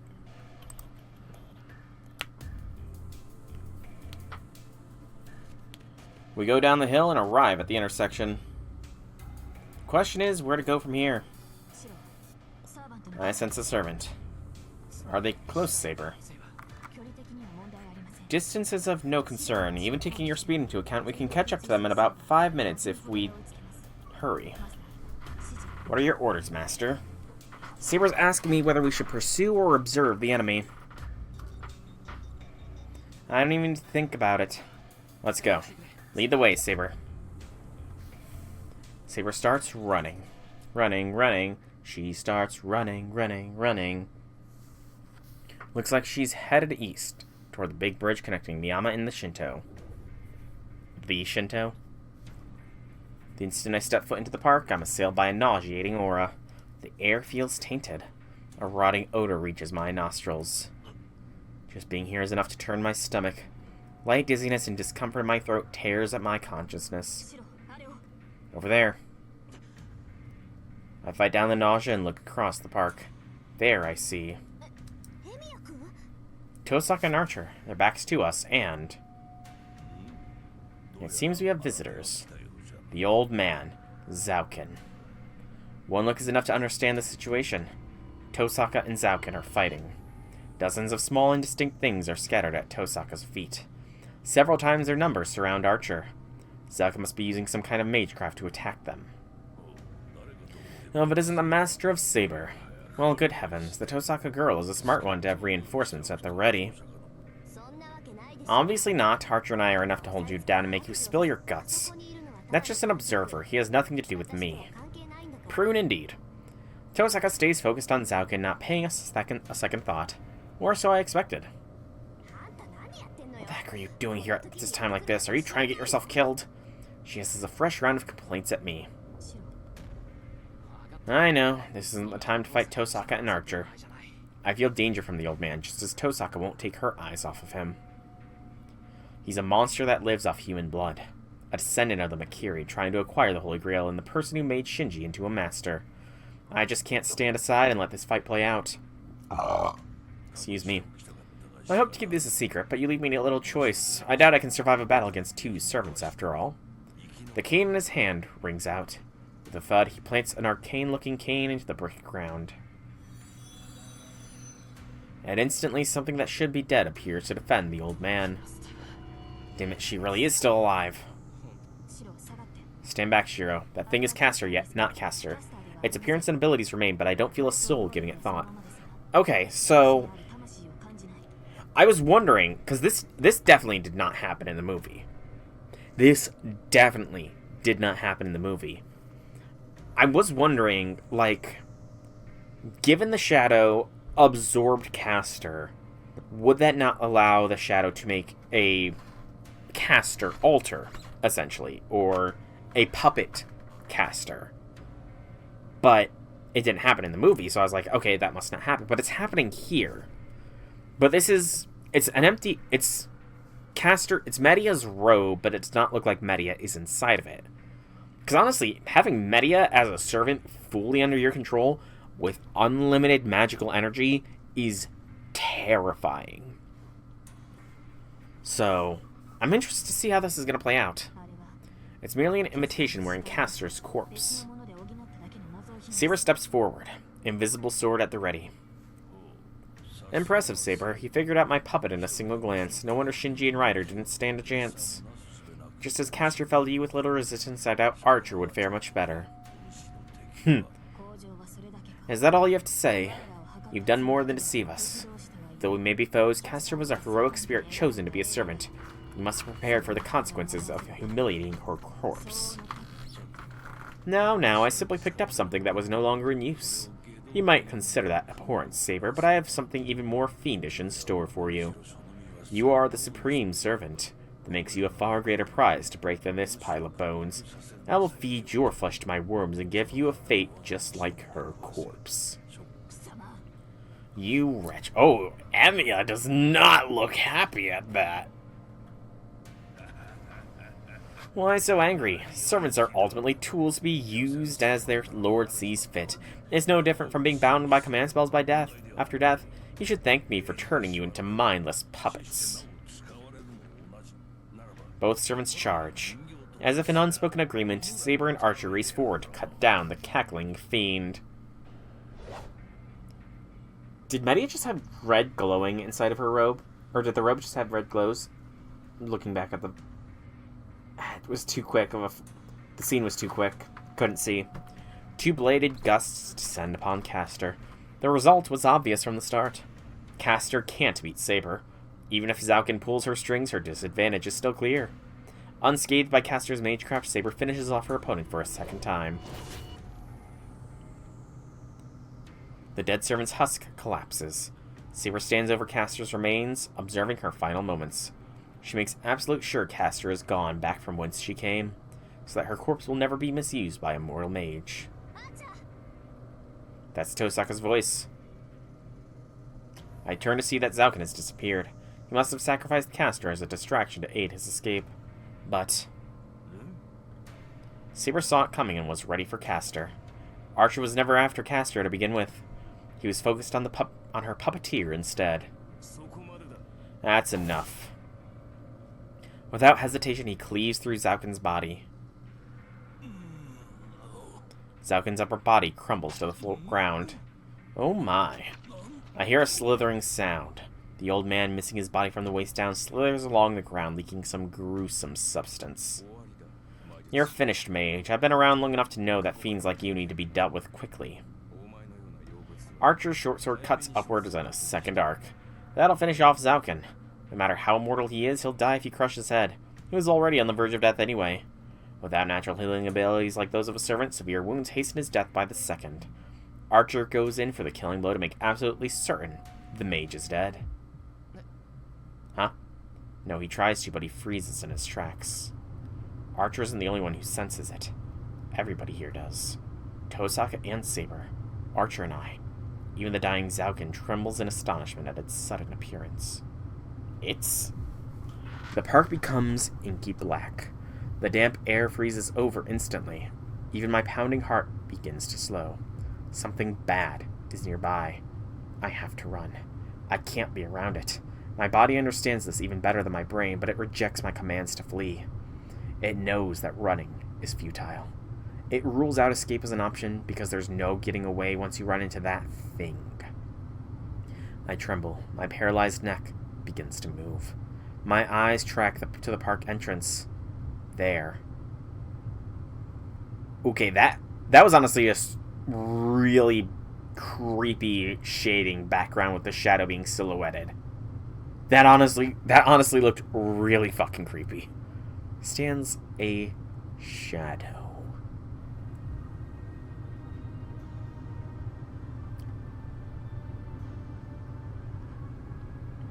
Space twists. I'd like to believe I'm just hallucinating that I'm losing my grip on reality due to extreme distress.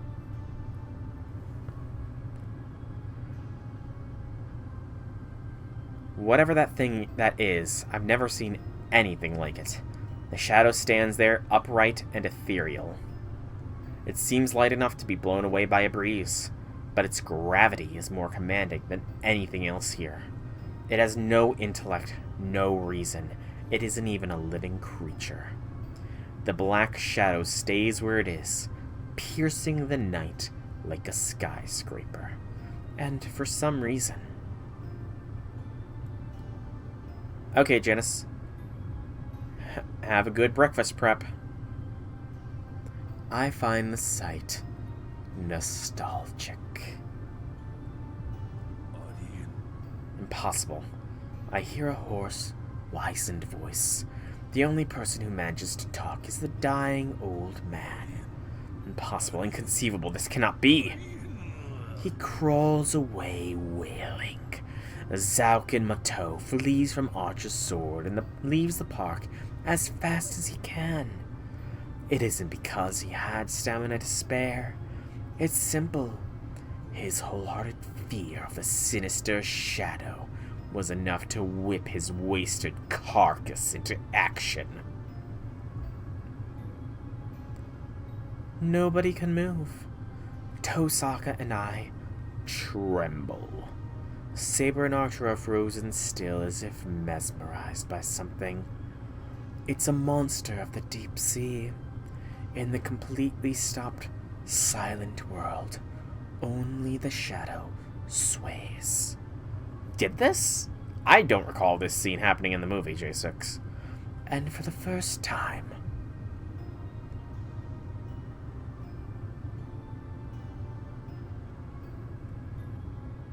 it shows signs of having a will. It has no eyes, no limbs, no body, and yet shadow stretches out from its feet. It casts a long, long shade under the moonlight. Slowly it turns to point at Tosaka, like a snake that just discovered prey. Tosaka can't move. She hasn't noticed the change in the shadow. Saber is too far. Archer starts running. The shadow stretches. Suddenly and without warning, it covers dozens of meters. Look out. I frantically shove her aside. I can't hear her voice. The instant I push Tosaka, something incomprehensible swallows me. I hear a splash and feel something crushing my body. So my hunch wasn't wrong. A torrent of liquid, like having a dump truck emptied on me, submerges me from head to toe. I'm in the deep ocean now. But it's hot. This is way too hot for seawater. It's boiling coal tar. It sticks to my skin, shutting me off from my basic life functions. Rather than being underwater, it's like...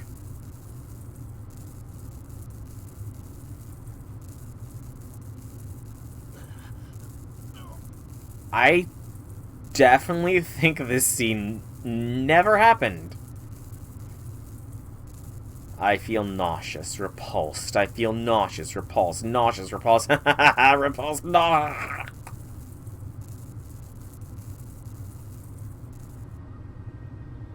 My body melts.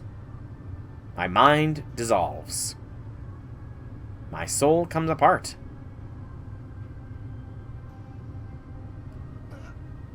Dark fingers encircle me. Tendrils seize me with bottomless greed, leaving no opening to escape. My body sinks into the black mud. I sink endlessly, the ocean's surface growing distant. The grip gently tightens, capturing me in a total embrace. My limbs are gone. I become a part of the inky blackness, falling to my final resting place in the deep.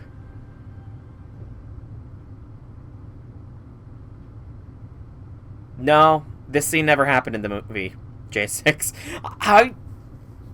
There was no options. I have no idea how I got that dead end. Okay, I think I definitely need advice, yeah. Because I have no idea what just happened. Waterfall.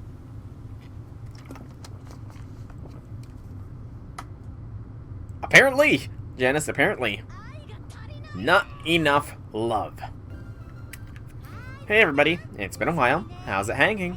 Let's begin Tiger Dojo Part 3. Now your dead end this time was thanks to a decided lack of love. If you hadn't reached a certain affection level with a certain heroine, the game will force you into this game over. If you're seeing this, then you haven't been quite nice enough. For example, you probably shouldn't leave a girl who passed out from a cold alone while you go off to wander around outside at night. Oh my... This goes back to that. That was the previous day!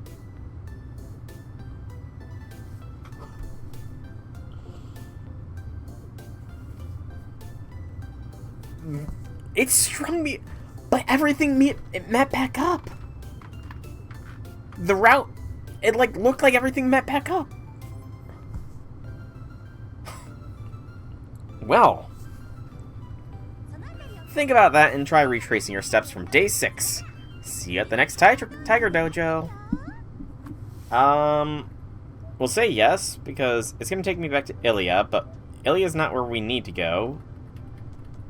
Okay, so I guess this is day 6 and 7 then. That means I could patrol Miyama and get another bad end, but no. We're okay, I hear you, Tiger Dojo, I hear you. We will worry about Sakura. I can't leave Sakura alone tonight. My presence alone won't make her any better, but I want to be able to help her right away in case she needs it. Sorry, Saber, we're not going out on patrol tonight. I'm worried about Sakura. I understand. I'll follow your orders, Master. Huh? That's a surprise. I was sure Saber would be against it, but she simply accepted what I said without protest. Unless you must understand, Sakura's not the only person who feels unwell. I know you're tired as well, so you should rest tonight. Your magical energy has yet to fully recover. Neither you nor Sakura should overexert yourselves. Thanks, Saber. Now Saber is being, you know, a bro, essentially. I don't require your gratitude. I'm your servant, Shiro. Your safety comes first of all. With that, Saber sits down in the living room and pours herself a cup of warm water. So, Shiro, what will you do to reward such an understanding attendant? Saber asks me a question, her tone adorably mixed with petulance and anticipation. Okay. To be fair, I was right. That scene did not happen in the movie because Shiro did not die in the movie at that point. Hang on, Saber. I divine her desire for a midnight snack and assemble a tray of tea and cookies that Fujini brought just for her, grinning wryly all the while.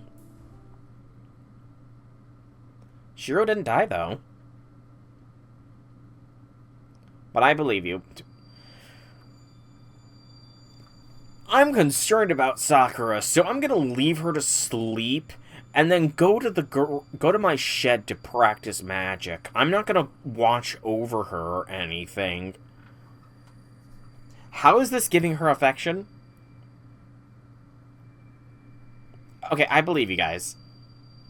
I believe you guys. My magic circuits close. Once the red-hot rod leaves my spine, I sigh in relief. My daily routine, which I've been neglecting lately, goes off without a hitch. To my surprise. Maybe it's thanks to my contract with Saber. I've always had a hard time forming my magic circuit, but it's easy now. It isn't much use if it takes me a whole minute to do it. Excuse me. All I can do is strengthening something into a weapon. If I'm taken by surprise, I'd still be in desperate straits, with no way to defend myself. If I could at least shorten it by half to about 30 seconds... Maybe I'll ask Tosaka for advice next time. I bet she knows a more efficient way to create a magic circuit. Oh, Shiro, that's a surefire way to bring yourself to another bad end.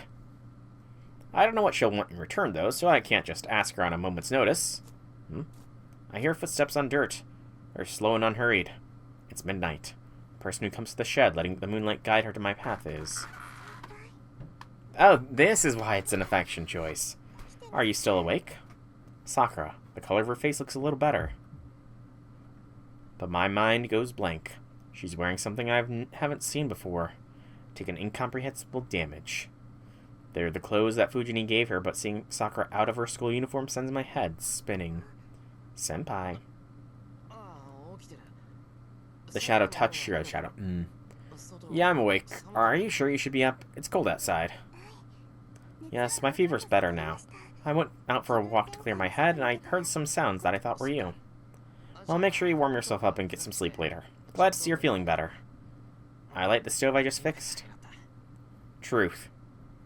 Good, it turns on. It'll warm us up a little. Come on over. It's cold here too, but still better than outside. If you want someone to talk to before you go back to bed, I'm here for you. Yep, just once. Okay, if you don't mind.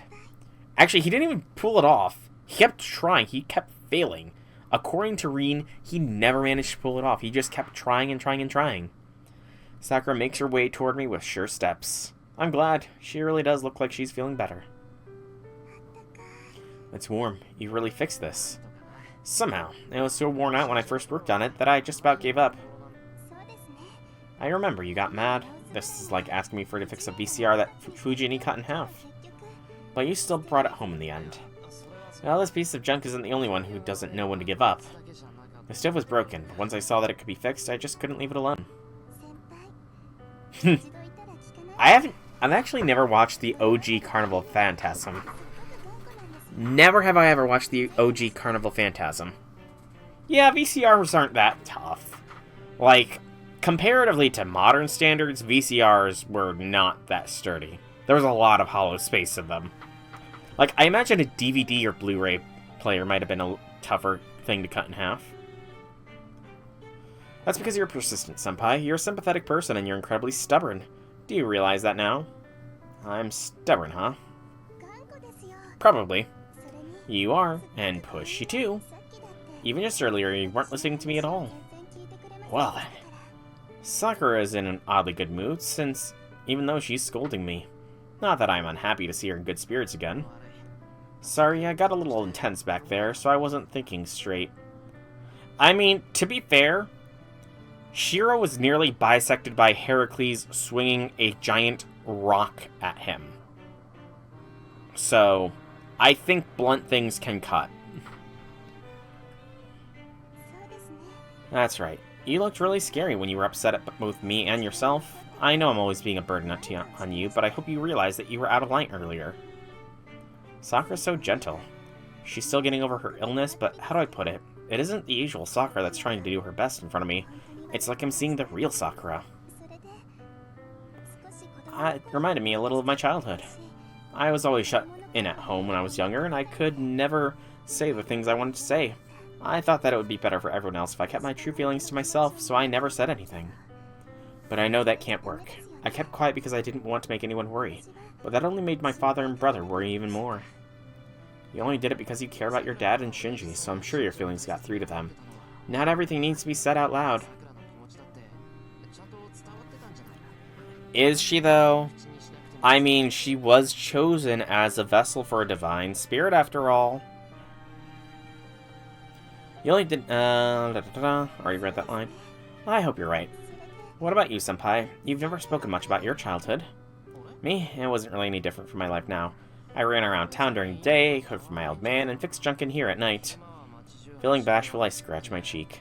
It's a little embarrassing as a man to admit my life hasn't changed since childhood. Not really. Oh, you have to run around town? I was playing patrol. I always wanted to be someone strong who helps the weak. My main battlefield was the park. I recall spending a lot of time there with the other kids my age, picking fights with slightly older kids. I mean, Fujini's also kind of dumb. Sakura and Rin would die too in that case, even if they were chosen as a vessel for a divine spirit. Semantics. I vaguely recall one of the kids who was really clever for their age, whom I saw as a devilish nemesis. I see you protected the town from bullies. So that's the kind of person you've always been. Sakura, you say that with a smile. It just makes me regret everything I've ever done. You're embarrassing me. It's nothing to be ashamed of. If I had known you as a child, I would have asked to be one of your henchmen. You know how shy I am. I've always needed someone to drag me out into the open. My henchman? Actually, I bet Sakura would have trained with me daily if we'd known each other as kids. I can definitely imagine my younger self shouting the motivational phrases at her as we ran along the riverbed or meditated in the dojo. Anyone watching us would have seen us as a boss and a minion. Then Sakura would have grown up big and strong under my guidance. Like this. Or a devil in girl's clothing like this. I feel a sudden chill. Thank goodness she turned out so modest and graceful. Oof. Senpai. Sorry, I just spaced out for a second. I think technically speaking, Shiro did, like, if I vaguely remember some older pieces of Fate lore, Shiro did save Sakura from bullies one time, and that started the initial infatuation. Then, when Shinji started to hang out with Shiro, she started to hang out around them more until gradually she just started hanging around with just Shiro. I think. No, I'm not cutting any arguments short, Janice. Not at all. Alright, then. But may I ask you a question? Sure, what is it? I heard from Miss Fujimura that you were adopted into the Emiya household. Is that true? Didn't I mention it before? Yeah, Kiritsugu adopted me. Senpai, is that? It isn't really a secret, it's just what it is. Why do you ask? Does it bother you, being given to a family you don't know and having to endure a lot of things you didn't like? Fuji must have put that idea in your head. Well, it might look like that way during the first year, but I don't think it was that bad. There wasn't anything I truly disliked. So, did you enjoy it? This is the first time anyone's ever asked me that. After the fire, my first year with Kiritsugu was a difficult one, spent mostly recovering from my injuries. After that, I've just been moving day after day, like I still am now. I followed his footsteps to learn magecraft, found meaning in helping as many people as I could, and spent my days roaming the town. Can I truly say I enjoyed it? I never had the luxury of considering that a question. Not sure. Don't know if I can say it was fun. I just wanted to be like my old man. You wanted to be a hero like Miss Fujimura mentioned. Sakura timidly asks, and I answer, yeah, is that weird? I feel bashful about it, but I say how I really feel. No, that isn't wrong. I admire how straightforward you are. Her words are calm. Normally they'd make me so embarrassed I couldn't look her in the eye, but the sentiment goes straight to my heart, and I feel like thanking her. Truth. Guilt and relief. Then I have another question for you. If I become a bad person, would you forgive me? I vaguely recall that question. I vaguely recall that question from the movie. I feel like that question happens in the movie, does it not? Didn't he try and get to Ilya multiple times? I'm taken aback by the sudden question. But if I consider it seriously... No, Sakura. If you do something bad, then I'll be angry. I think I'd be twice as mad as I'd be at anyone else. I'd probably push everything else from my mind and scold Sakura in that case. Thank goodness. As long as it's you, Senpai. Sakura nods in apparent relief. Seeing her smile, I feel like this has happened before. I'm going back to my room. Good night, Senpai. Sakura returns to her bedroom. I watch her leave and get the odd feeling that I'm forgetting something. What did he forget? First movie ended with Saber gone. I go back to my bedroom, slip into bed quietly to avoid waking Saber, and close my eyes. I remember. Finally, I realize what's nagging at my mind. That's right. It was... in the shed back then, too. 2 years ago. No. A year and a half to be exact. It was 2 summers ago. Sakura had come over several times asking to help out around the house, and I turned her down each time. But she wouldn't back down. She showed up here day after day, showing more stubbornness than I'd known she had. Eventually, I gave in.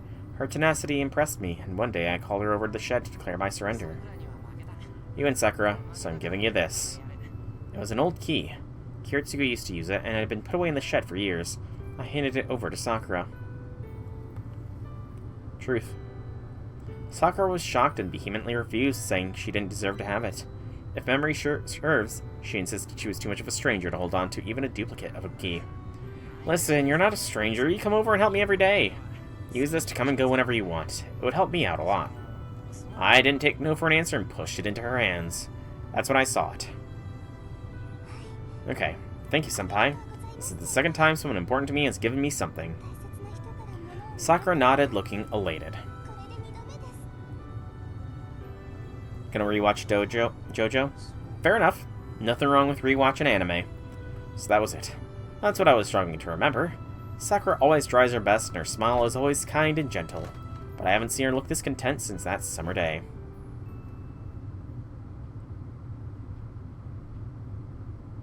Okay, yep. Interlude, so that's Ku's defeat. Day 7 interlude skip. No save yet. Skip the after breakfast. Skip a lunch interval. So everything else seems the same.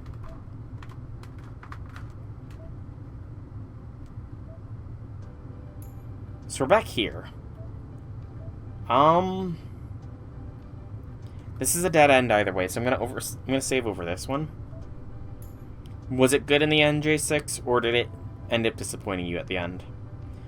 Okay, so doing what she wants to make it up to her gives us a sweet scene. But it's a scene we've seen. So I think we're going to do the other thing Shiro might do, because he can be very evasive at times. Let's be honest. Shiro can be kind of evasive. So we're going to have to convince Ilya to let it slide. Can't do anything about the fact that I forgot. I'll ask her to let it slide. Sorry, I ran into someone unexpected today, so I forgot. I'll be careful next time, so will you let this slide? I bow an apology. Oh really? You're going to gloss this over with a few words? I thought you were different from Kiritsugu, but you really are just the same. Ilya. Fine, it's more fun to me that way. I'll turn you into my plaything just like I planned. Wait. Fiorella will chill. Her eyes give off the same animosity they had the night we first met. Bye then, big brother. I'll let you off for today, but you'd better be careful the next time we meet. She runs away without a second thought. Wait, Ilya. I try to follow her, but I lose sight of her before I can catch up. Wonder if I made her mad. That was a failure. I should have apologized to Ilya, no doubt about it.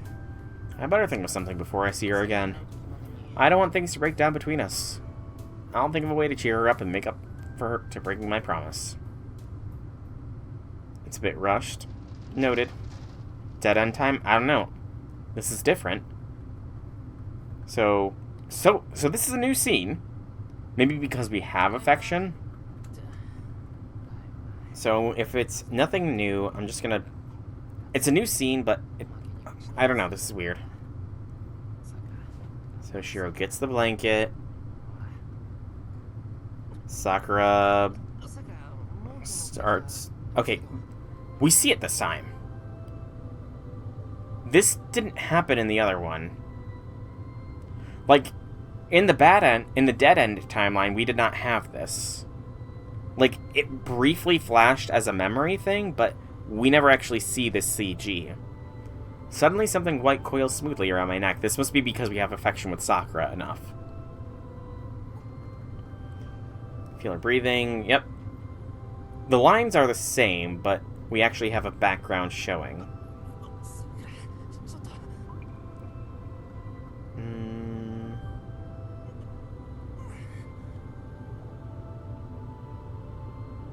Must be.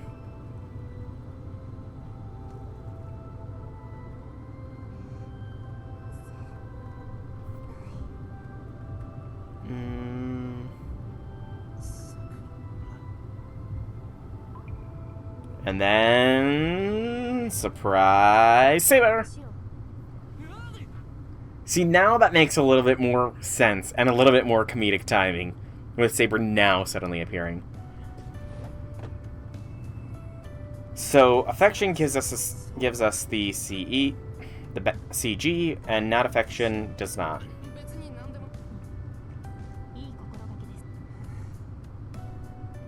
Okay. Skip that.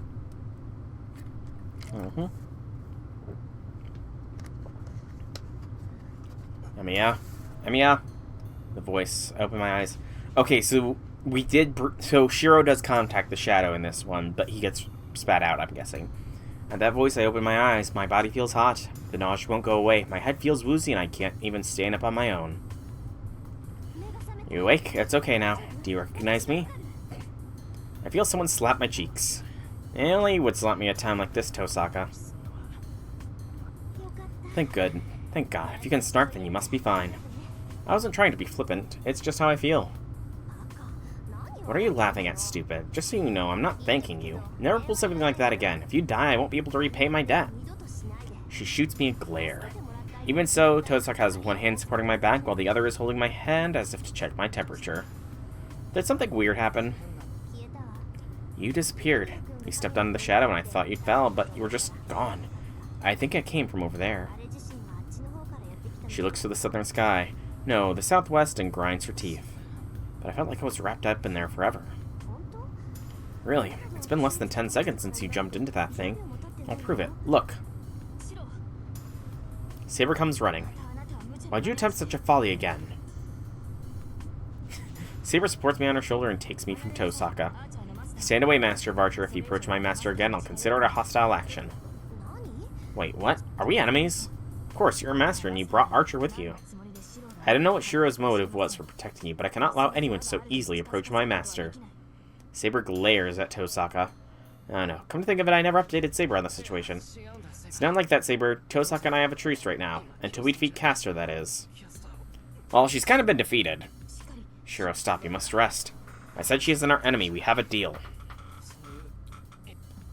I understand, if you say so, I won't fight her. So please. Yeah, sorry. To be honest, I can't talk. Yeah, the filter keeps changing. Excuse me. I desperately cling to consciousness as my mind strains under chills and nausea. I can pass out once I get home. Until then, I need to keep my mind together at least.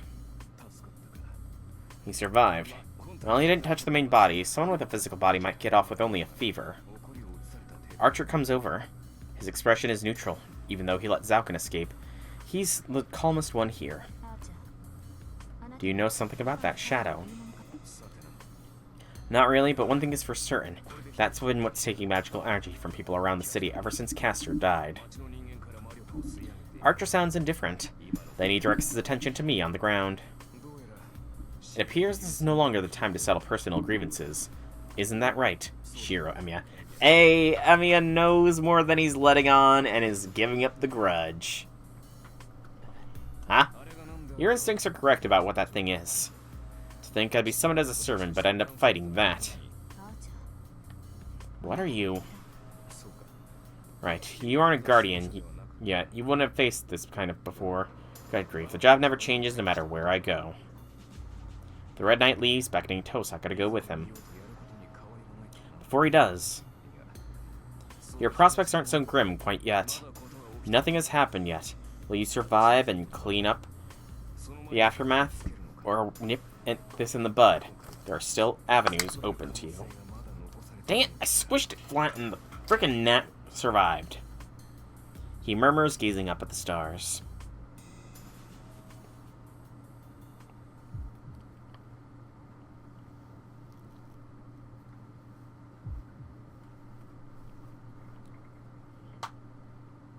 Boom.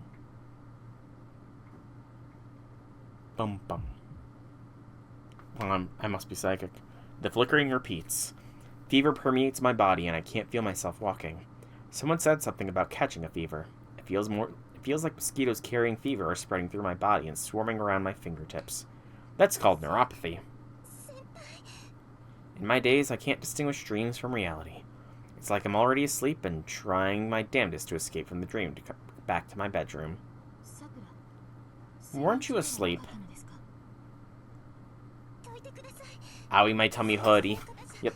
Please move out of the way. The way you're holding him, it'll only be more painful for him. Oh, that's a glare from Sakura. No, this is my duty. Besides, if he's contracted some kind of disease, it could spread to you. That's not what I mean. Saber, I don't know what you've been doing with Senpai. I know you won't tell me, so I haven't bothered to ask. But every day since you arrived, Senpai looked like he's suffering. If that was all, I would tolerate it, but he came back injured tonight. I don't know what your circumstances are, but there has to be a better way than this. If you can't even manage that, then don't involve him any further. Sakura, you know what is actually going on. I'm brought back to my room. Someone's next to me, putting me to bed, I think. I think they whispered into my ear, but I couldn't make it out. Did they say they were reckless? Did they apologize to me? Anyway, that's the last thing I heard. My consciousness starts to fade as soon as I lie down. Everything I see squirms like worms until I pass out. Squirms like worms. Appropriate, I guess. Interlude. Also, it is interesting that even with Sakura affection, the Shinji scene still happened. See ya. Don't be late tomorrow. She sees her friend off, an odd timber in her farewell. No one else is around, and the traffic is still completely still. Oh, yeah. Shinji would be like that. Did her friend take the last taxi home, or are they all occupied? In any case, the park in front of the train station, usually well lit and filled with loiterers, is cold and lifeless. I guess it's that kind of night. She walks home tipsy. She doesn't mind that the last train already left, nor that there aren't any taxis nearby. Her apartment is just around the corner. She's used to going home after seeing her friend who lives in the town 3 train stops away. She walks through the middle of the roundabout. I hate roundabouts! Abandoned even though it isn't yet midnight, and takes the path home in high spirits. Uh-oh. Something's gonna happen to this person. And yet, when did it all stop being just another night? An empty city, a back alley the light doesn't reach, the cold creeping out from the shadows. Some formless anxiety grates away her composure. Hey, is someone there? She turns around. Her follower is a silent, unfriendly shadow. She quickens her walk.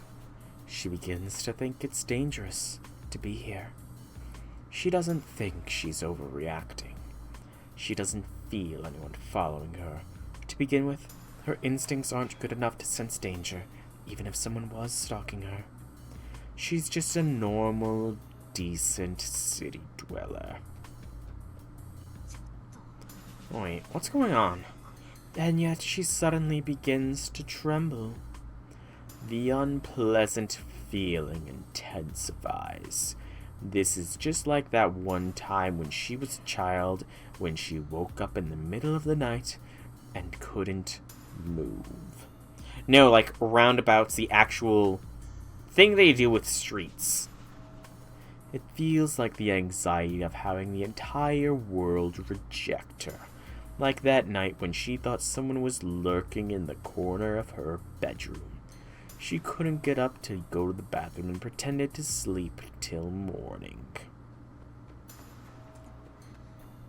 Before she knows it, she's jogging. This isn't her usual route home. The path before her is dangerous. Either path is pitch black. Relying on the same intuition that told her she was in danger, she finds herself nearly stumbling as she runs towards safety. When did the jog become a headlong sprint? She knows that it's comical to be afraid of something she can't even see, but she can't stop. She scrambles down the street like a mad dog. It's strange how her throat is parched, yet she isn't sweating at all. The city at night. A string of unexplained accidents. She tells herself the rumors never mentioned anything about a slasher. There's no one else around. Tonight of all nights, the streets are empty. Does no one really care? It feels like she's in an imitation of the city she knows so well, in a place where no one will ever find her. Huh? At last she comes to the end of the line. That's weird. Why? Why did she come here? What am I even doing? It's so hilarious.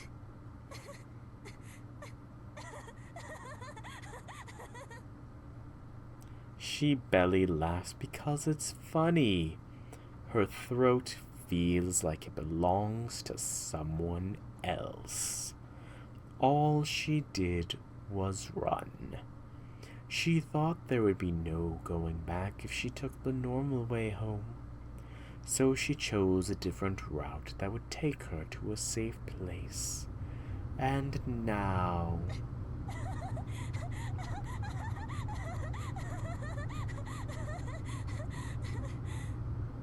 I have no idea yet, Janice. Finally, she realizes there was never any escape to begin with. Ooh. Just as something can jump at you out of the grass, other things can pounce on you from the tree branches. At first, it drops on her head.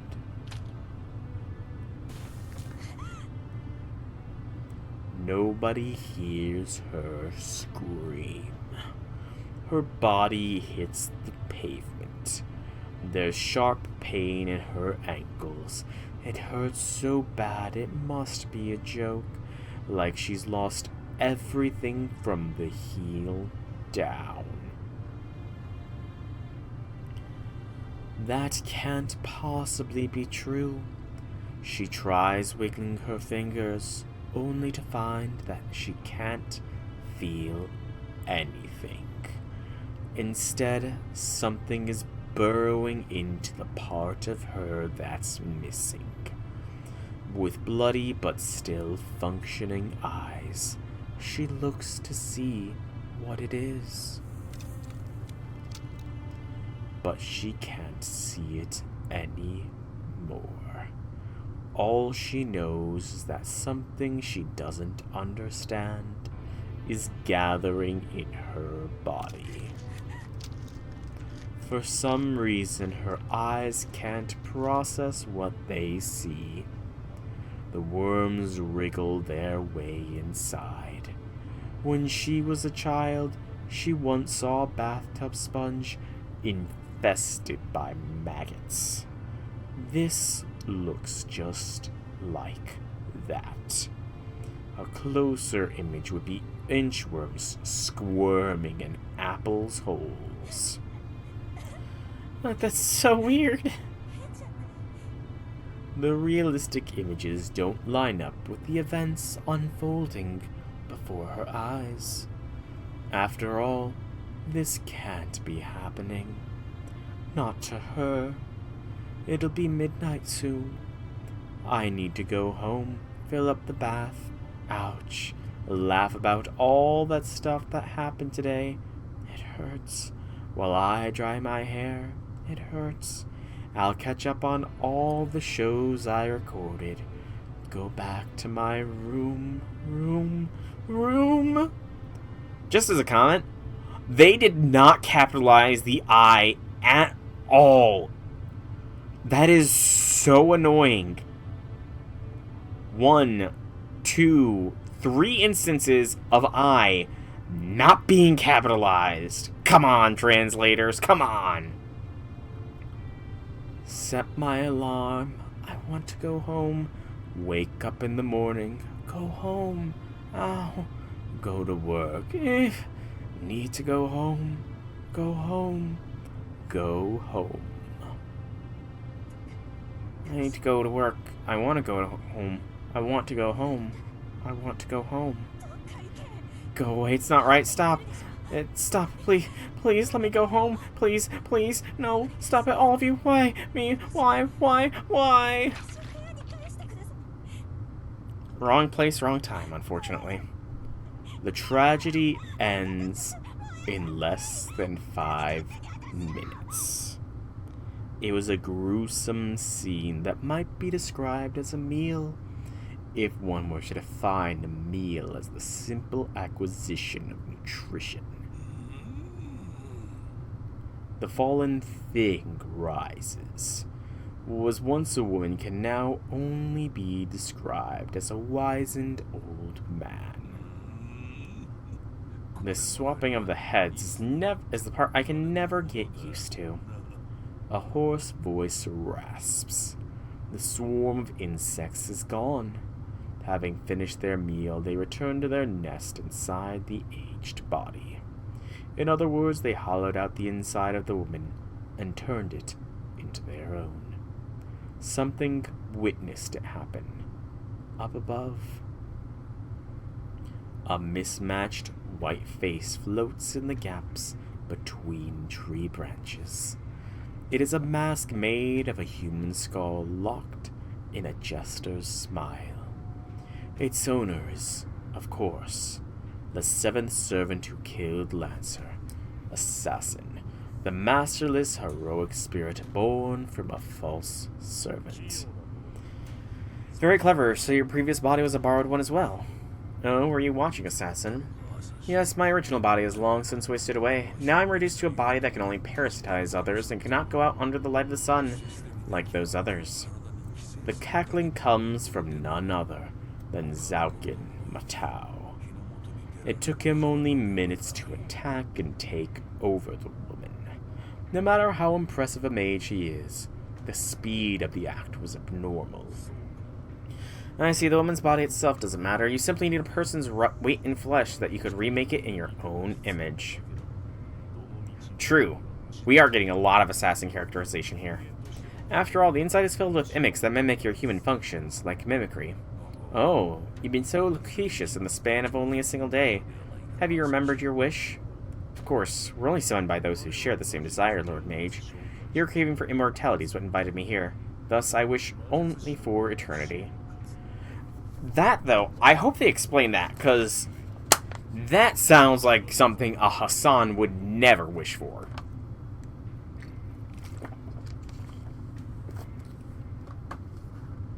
Although, the black shadow sways. The expressionless skull mask eyes the old mage dubiously. I know of questions. You're already deathless for having lived over 5 centuries. Is your wish not already granted? Oh. The old man's shoulders tremble as he raises his voice. Who can tell whether his laugh is one of joy or rage? Indeed, Zaukin Matau is nearly immortal. With a body like that of a nest, he will continue to live as long as his soul's vessel remains intact. But it is a life of agony. It is also the fact that of who his master is. Zaukin does not maintain this old man's form out of preference. He has transformed into something inhuman, masquerading as a man. There are limits to his magecraft. It's not unlike a machine. Even if perpetual operation is possible in theory, his parts still suffer from wear. Parts rust, cogs fail to align, programming or cognition fails to keep up with the evolving times. I'm no immortal at all, Assassin. My body rots. No matter how many new bodies I acquire, they eventually decay. Nothing I can do to stave off the inevitable. Even this new body has already begun to deteriorate. Perhaps you would understand if I told you to imagine the displeasure and humiliation of living in a decaying body, if I described the despair of being more vermin than man. Why do you decay? Can the insects not make you a proper body? That won't happen. They're very lively, you know. There's no physical problem. I first turned myself into a parasite to avoid the ravages of old age. On the physical front, I have no weakness. I chose this way to extend my life in order to live forever as a human. Fail to understand. If you've acquired such a flawless body, then how does that explain your fate? Also, why do you shape yourself like an old man? If you can mold flesh like clay, I would think you would choose any form you wish. A good question. Let me ask you to imagine a man who has lost his original body and only uses his power to restore it. In that case, would he be able to regain his original form? The flesh records itself. Even if skinned and torn, it contains a genetic blueprint which tells it how to regrow into its former shape. Indeed, genes are recorded by blueprints, but this is different in my case. I've lost those physical genes which recorded my body structure. I have no blueprints with which to build my body. In that case, what can I use to remember and reshape myself into my original form? The answer is obvious. His soul.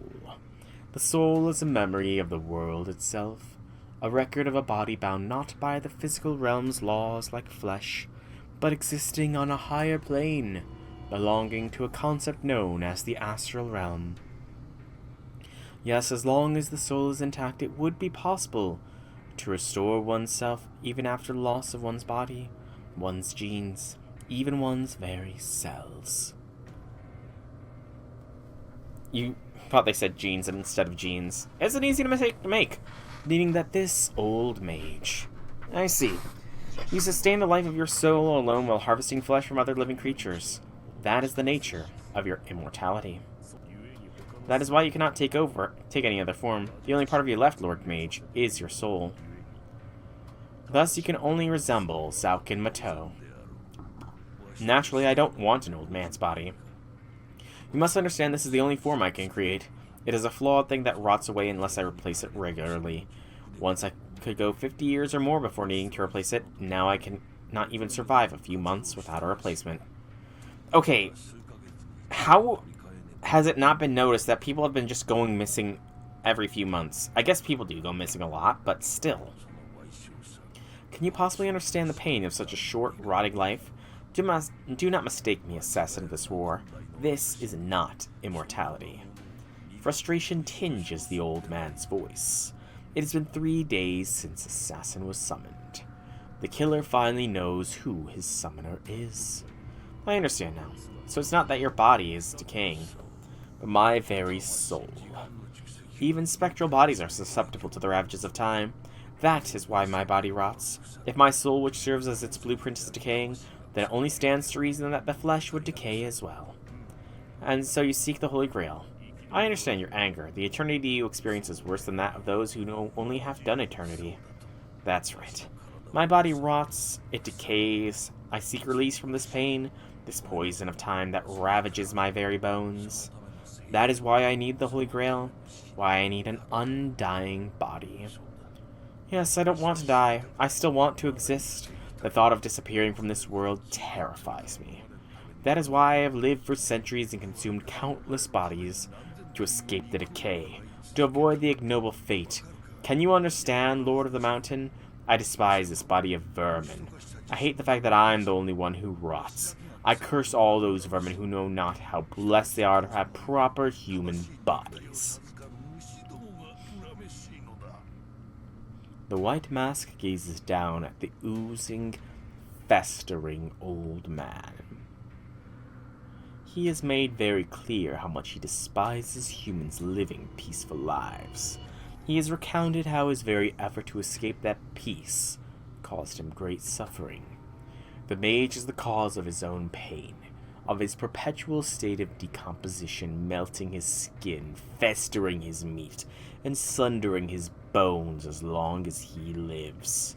However, his suffering has become a problem too great to be resolved by merely assigning blame.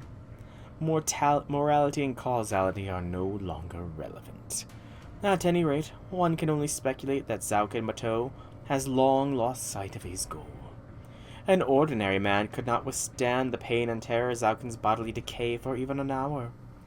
No, it would not be possible no matter how stout one's spirit. One would die first. After a mere hour of decay, the body would die. Now imagine 200 years of this ordeal. Only the old mage could possibly know how much a human mind would deteriorate after so many years of endless decay. Zaukin abandoned his humanity long ago. Even if he were still sane, one could conclude he lost his way from the very moment his mentality became incomprehensible to any human on Earth. Interesting, and kind of sad to know, Janice. A flawed conviction pursued for centuries, I cannot hope to comprehend it, but the old mage's ramblings can sum it up in a single sentence. I don't want to die. I don't want to die. This man simply does not wish to die. That alone describes how clear an idea Zaukin has of an otherwise vague conviction that any other man might have. In clinging to that simple, foolish wish, he has sacrificed a great many people. In sowing seeds to help him acquire the Holy Grail, he has created even more victims. No, the old mage's very existence is founded on the sacrifice of others, and to the masked assassin, that is motivation worthy of his service. I cannot hope to comprehend it, but you are worthy to be my master, Lord Mage. Very well, let us seek eternity together, as fellows never treated as humans. The skull will serve. His bleached white head dips in respect to the rotting old mage.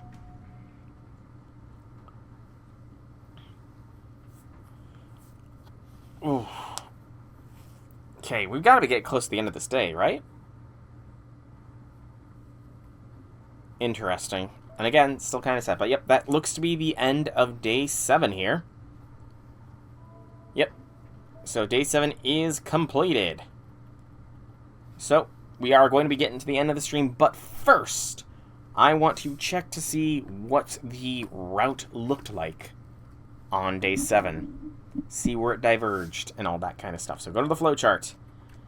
So, Sakura Heartbreak gets us that bad end. That gets us Ilya Affection.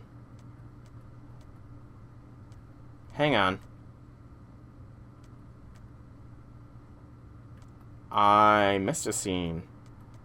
Or I didn't get a scene. Is it because I have Ilya Affection enough, perhaps?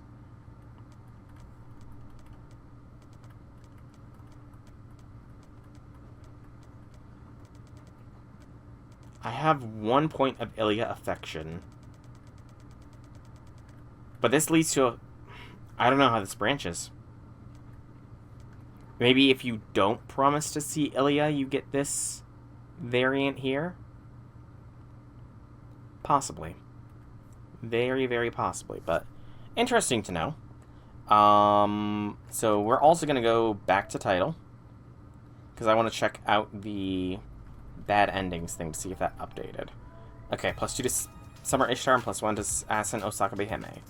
So ending list. Nope, still only 2 things of meat, and we got ending 25 out of 20, or out of 40. So I think that is going to be where I call things now. I have been Soulrack Dragon. I hope you've all enjoyed today's stream. If you have, leave me some feedback in whichever way you so see fit. If you want to check out more by me, be sure to check out the channel here on Twitch or YouTube. Same name, same games. There is plenty of content for all to enjoy. And if you are watching this on YouTube, thank you for sticking around. Make sure to like that video, comment down below if you have anything to say at all. Subscribe to the channel, that helps out with the algorithm. And if you check the description down below, you can find links to the Twitch and or Discord where you can follow and or join so you can catch when I go live. But for now, once again, thank you all so much for coming out. I hope you enjoyed. Have a fantastic evening, everybody.